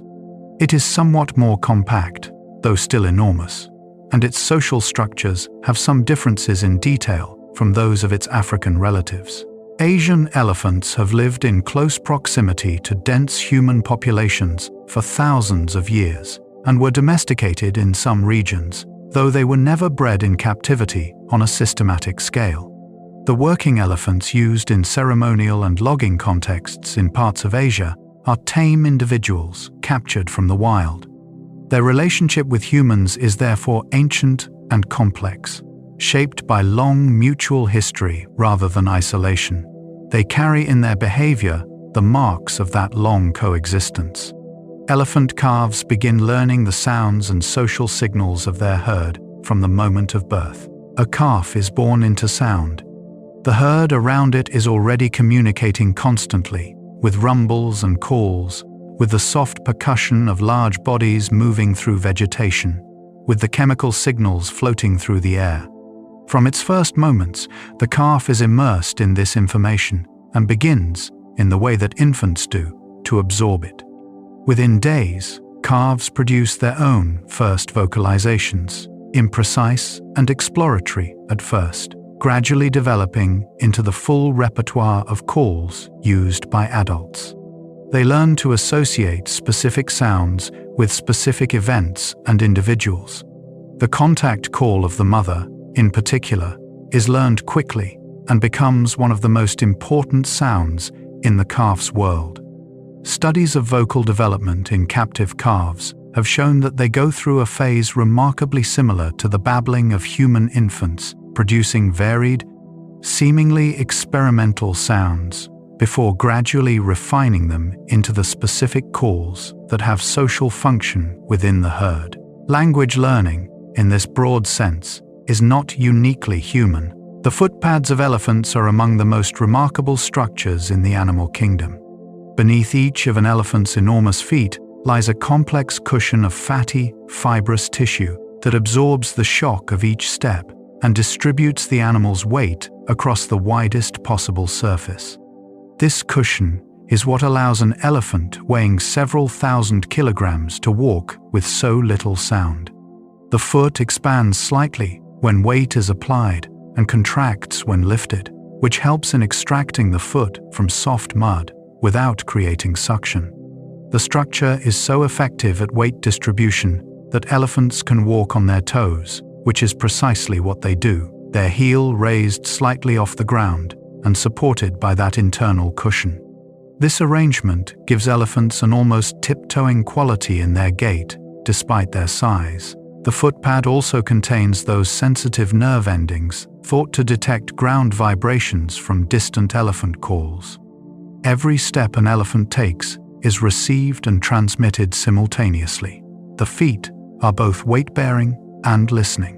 Elephants in regions with seasonal flooding demonstrate remarkable behavioral flexibility. In the Okavango Delta of Botswana, one of Africa's great inland water systems, elephant behavior shifts substantially as the annual floods rise and recede. At flood peak, herds swim between islands, their calves guided carefully through strong currents by adults on all sides. They exploit the aquatic vegetation exposed as waters rise, using their trunks to pull up submerged grasses and roots. As the flood recedes and islands reconnect, they move outward into the newly accessible land, tracking the retreating water and the fresh green growth that follows it. The matriarchs of the Okavango herds carry in their memories the map of a landscape that is different every year, knowing which routes become impassable, which islands hold resources worth swimming to, and which currents can be crossed safely with young calves in the group.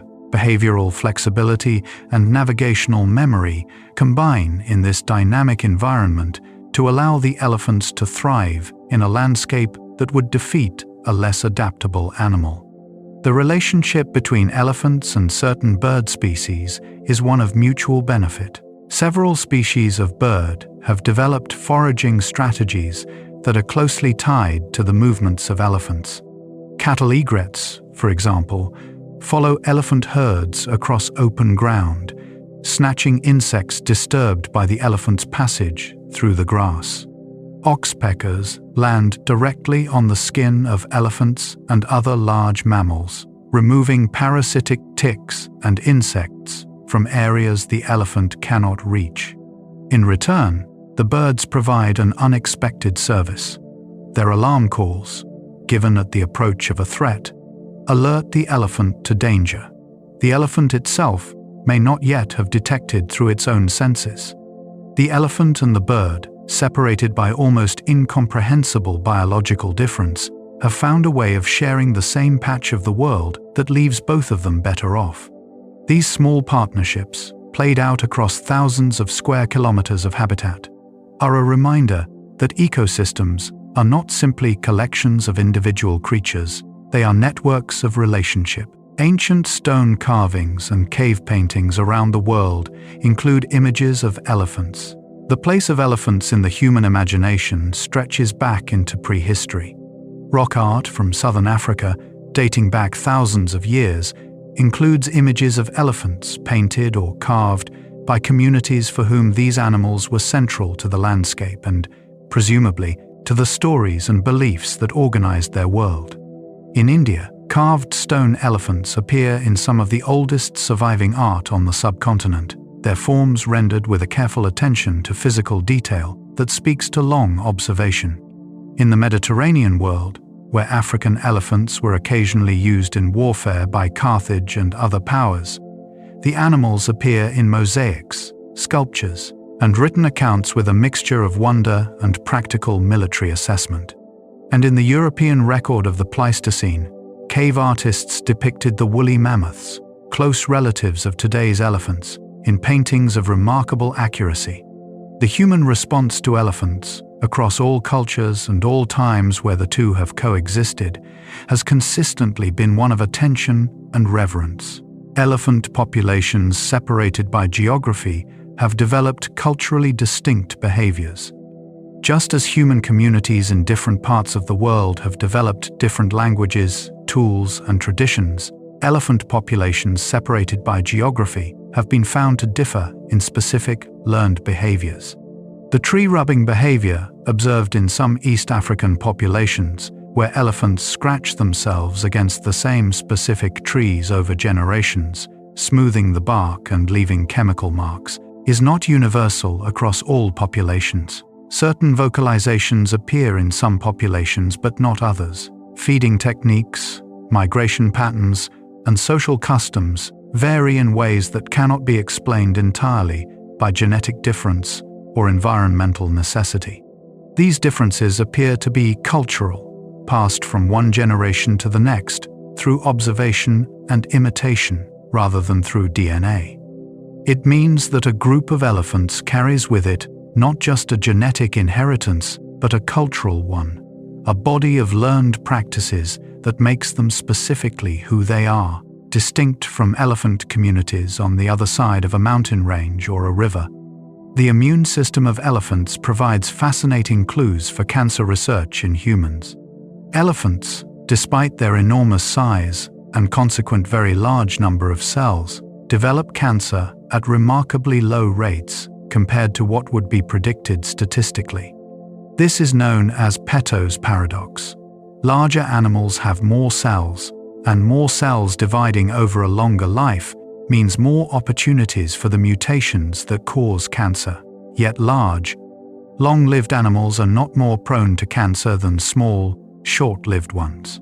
In the case of elephants, researchers investigating this paradox found that they carry multiple copies of a crucial tumor suppressor gene called TP53, which in humans exists in only one functional copy.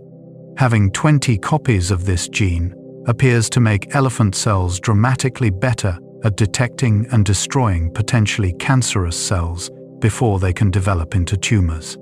Understanding exactly how this mechanism works is an active area of cancer research, with the hope that insights from elephant biology could eventually inform new approaches to cancer prevention or treatment in humans.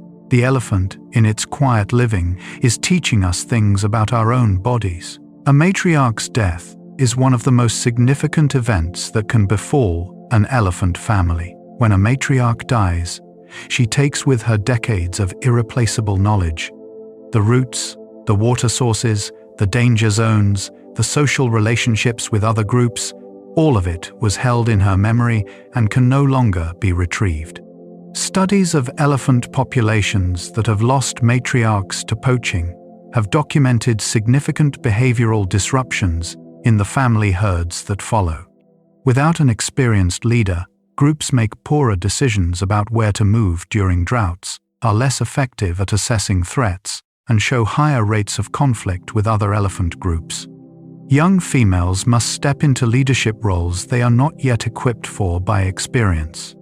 In some cases, herds have fragmented after losing their matriarch, the social glue that held the group together, having departed with her. Recovery, when it happens, takes years. A new matriarch must accumulate experience and earn the group's trust over time. There is no shortcut to wisdom, even in elephants. The dung of forest elephants in Central Africa contains seeds that grow into the largest trees of the rainforest.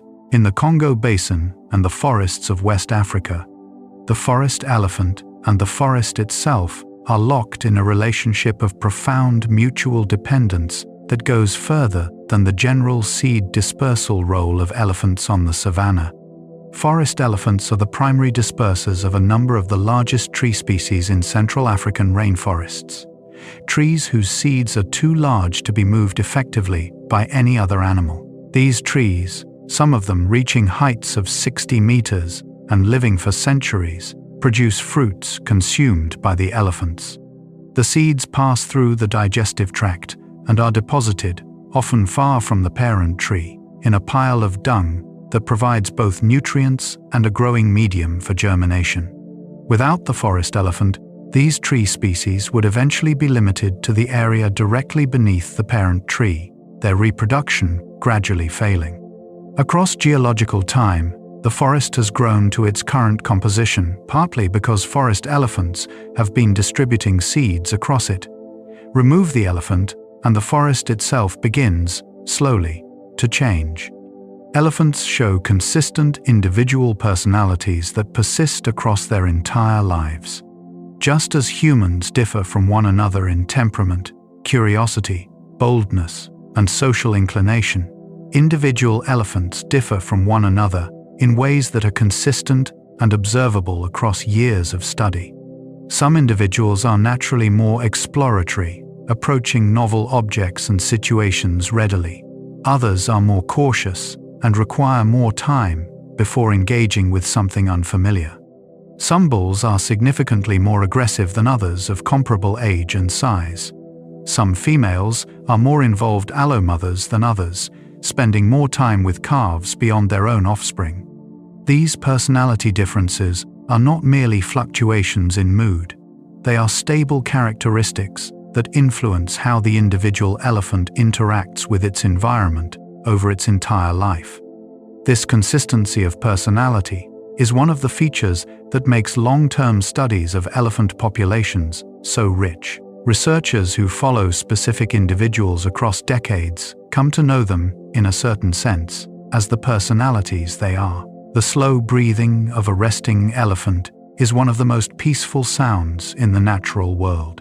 When a herd settles into a resting period, typically in the cooler hours of the night or the dim light just before dawn, the sound of the collective changes. The rumbling communication slows and softens. The sound of movement through vegetation ceases.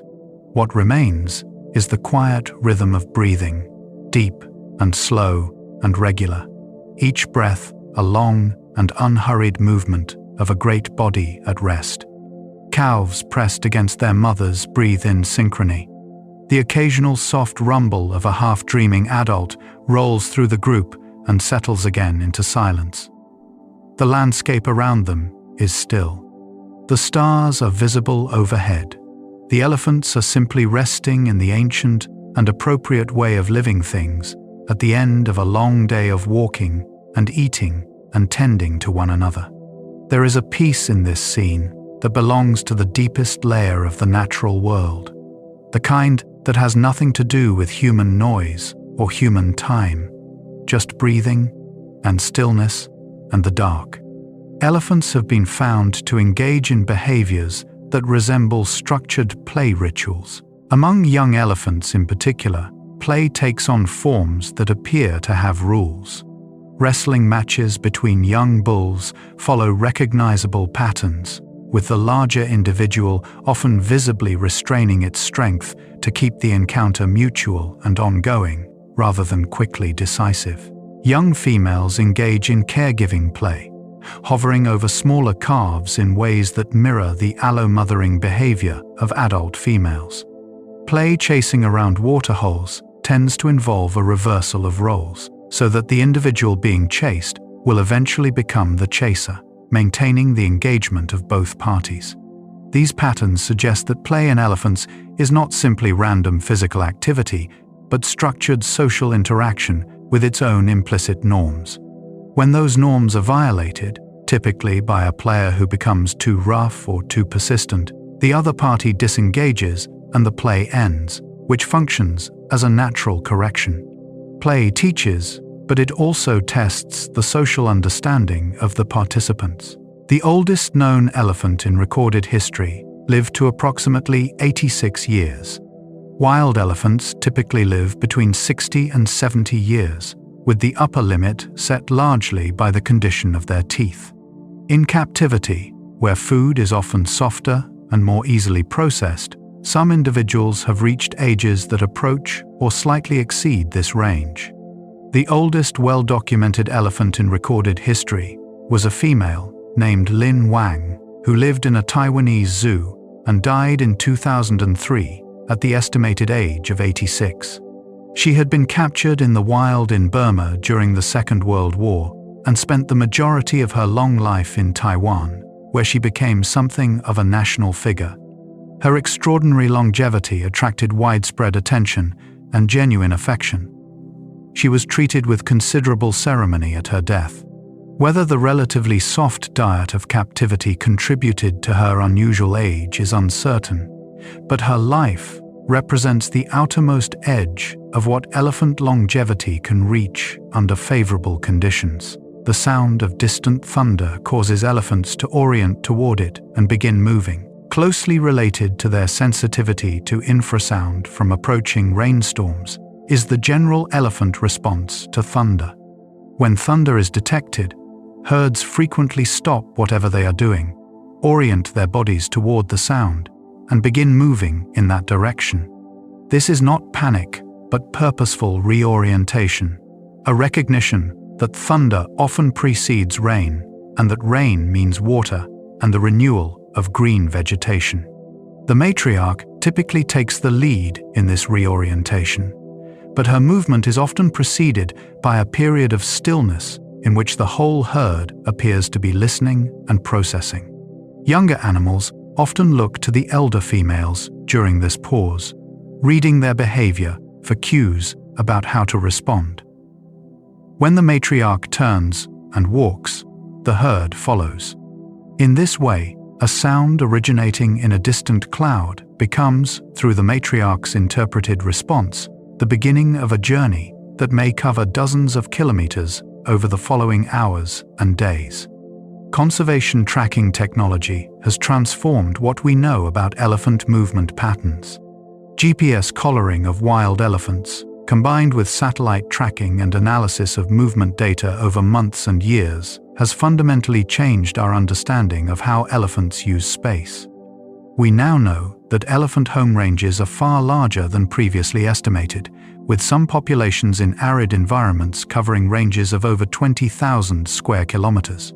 We know that certain corridors are used by large numbers of individuals from multiple family groups, making them priority conservation targets. We know that elephants move differently depending on rainfall, temperature, human activity, and social factors, and that these movements are not random but structured by experience and memory in the ways already described.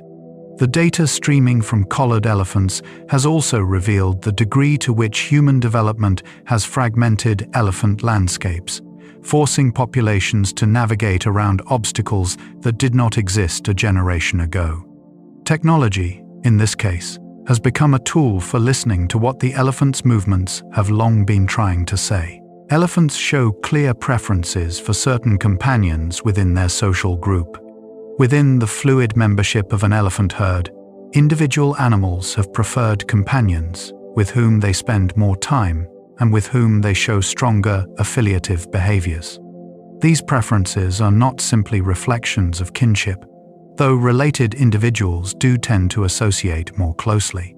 Even among non-related animals within a group, certain pairings are consistently closer than others, spending time in proximity, engaging in more frequent touching and mutual grooming behaviors, and showing stronger responses to each other's distress signals. Long-term studies of elephant populations in Amboseli National Park in Kenya, which have followed specific individuals across decades, have documented these friendships persisting for years, and in some cases for the entire observed life of the individuals. Friendship, in the sense of a chosen and sustained preferential relationship with a specific individual, is not a concept that need remain exclusively human. The quiet life of an elephant is a life shaped by the land, the group, and the long memory of both. Step back for a moment from any single behavior or fact and consider the arc of an elephant's life as a whole. It begins in the warmth of a body pressed against its mother, surrounded by the sounds and smells of a family it has not yet seen. It unfolds across decades of walking, learning, forming bonds, and losing some of them. It moves through seasons of abundance and seasons of hardship, guided by the accumulated wisdom of older animals and gradually adding its own experience to that store. If female, it becomes in time a center of knowledge for those around it, a repository of memory and judgment on which others depend. If male, it moves through the world more independently, but is still shaped by the relationships formed in youth and the encounters of a long and eventful adult life. And it ends, often quietly, in a landscape that the animal has walked 1,000 times, beside water it has drunk from since calfhood, surrounded perhaps by those it has known the longest. It is a life of depth and texture, a life genuinely lived. The herd is quiet now. The matriarch stands at its edge, her great ears fanning slowly in the warm night air, listening to a world full of sound below the range of human hearing. A calf breathes against its mother's flank. The smell of grass and distant rain moves through the darkness. Somewhere on the ground, the vibration of another herd's rumbling passes, barely perceptible, and the matriarch shifts her weight forward onto her feet, just slightly, listening. Then it passes, and she is still again. The stars move overhead, as they have always moved. The land holds its ancient quietness, and the elephants stand in it, just as they have stood in it for longer than our kind has existed to watch them. Elephants have a documented preference for certain individuals in their landscape encounters. When herds from the same general region encounter one another at waterholes or open clearings, the nature of the meeting varies considerably depending on who is present. Some groups have histories of friendly association, their matriarchs known to one another across decades, and these meetings are often marked by greeting ceremonies, rumbling exchanges, and a relaxed mingling at the water. Other groups maintain more distant or cautious relationships, with the matriarchs hanging back and assessing before allowing their herds to approach. And some encounters are marked by active avoidance or displacement, with one group moving away at the approach of another. This differentiated social landscape, this network of positive, neutral, and negative relationships between groups, is maintained across long spans of time and large geographic areas. Each herd carries, in the memories of its senior members, an awareness of dozens of other groups and the history of the relationships between them. The waterhole where they drink is also a social arena, and the matriarch reads it as such. Elephants have been observed appearing to teach their calves specific skills through demonstration and guided practice. The transfer of knowledge from older to younger elephants takes several forms. Observation is the primary vehicle, but in some cases, adults appear to actively guide the learning process. A mother who has watched her calf struggling to use its trunk to drink will sometimes demonstrate the technique herself, the trunk submerging and the swallowing audible, in what appears to be deliberate illustration. Adults have been seen guiding the trunks of young calves toward food sources, providing what amounts to a directed learning experience, rather than simply allowing the calf to discover by chance. In navigating difficult terrain, adults have been seen waiting at the far side of a steep drop or challenging river section, calling to the calf in a way that encourages it forward while they demonstrate that the crossing is possible. Whether this constitutes intentional teaching in the strict cognitive sense is debated, but the behavior, documented across multiple populations and species, is consistent with the idea that elephants are not merely role models for the young around them, but sometimes active participants in their learning. The ecosystem services provided by elephants cannot be replaced by any other species. Ecologists use the term ecosystem services to describe the benefits that living systems provide to the broader web of life, including, incidentally, to humans. Elephants provide ecosystem services that are unique and irreplaceable. No other animal creates clearings in the way elephants do, maintains the open woodland structure that characterizes much of the African savanna, or disperses the seeds of the large seeded tree species that depend on them. No other animal excavates water holes in dry riverbeds to the depth that elephants can, providing water access to dozens of species through the driest months. No other animal's dung provides the same combination of seed dispersal and soil enrichment across the distances that elephants travel. These services, operating quietly in the background of ecosystems across Africa and Asia, accumulate over generations into the landscape structure that we see and that countless species, including humans, depend on. The presence of elephants in a landscape is not simply a wildlife story. It is a story about the health of the land itself. And so, dear listener, we come gently to the very end of our long, quiet walk through the world of elephants. A world older than our cities, broader than our maps, and deeper in its feeling than we once thought any animal's world could be. We have spent time in the company of creatures who remember, who grieve, who play, who teach, and who hold the landscapes they move through in a kind of careful, ancient stewardship that deserves nothing less than our deepest admiration. We have walked alongside matriarchs carrying the weight of decades in their quiet minds. We have listened to rumbles below hearing, and stood at the edges of grief too deep for words. We have watched calves discover their trunks, and families reunite in exuberant, trunk-waving joy. We have followed ancient paths, worn into the earth by generations of feet, moving toward water, toward safety, toward one another. There is something in the way an elephant moves through the world, unhurried and deliberate, aware of the ground beneath its feet and the sky above it, aware of those traveling beside it, that feels like a kind of lesson, not a lesson delivered, but one simply embodied in the way they live. They are patient, they remember, they return to what matters, they mourn what is lost and celebrate what is found. The elephants are still out there tonight, moving through the dark hours of the savannah, their great forms barely visible against the sky. A calf pressed close to its mother's side. A matriarch lifting her trunk to read the wind. A family gathered at a waterhole, drinking in long, unhurried pulls. The world they move through is ancient, and the night around them is wide. And you, too, are part of a wide and ancient world. You have traveled far enough for one evening. Let your thoughts settle the way dust settles after a long walk. Let the warmth that lives in these stories stay with you as everything else begins to grow quiet. Breathe slowly. Let your body become heavy with rest. If your eyes are still open, let them close. If your mind is still moving, let it begin to slow. Picture one last thing before sleep finds you.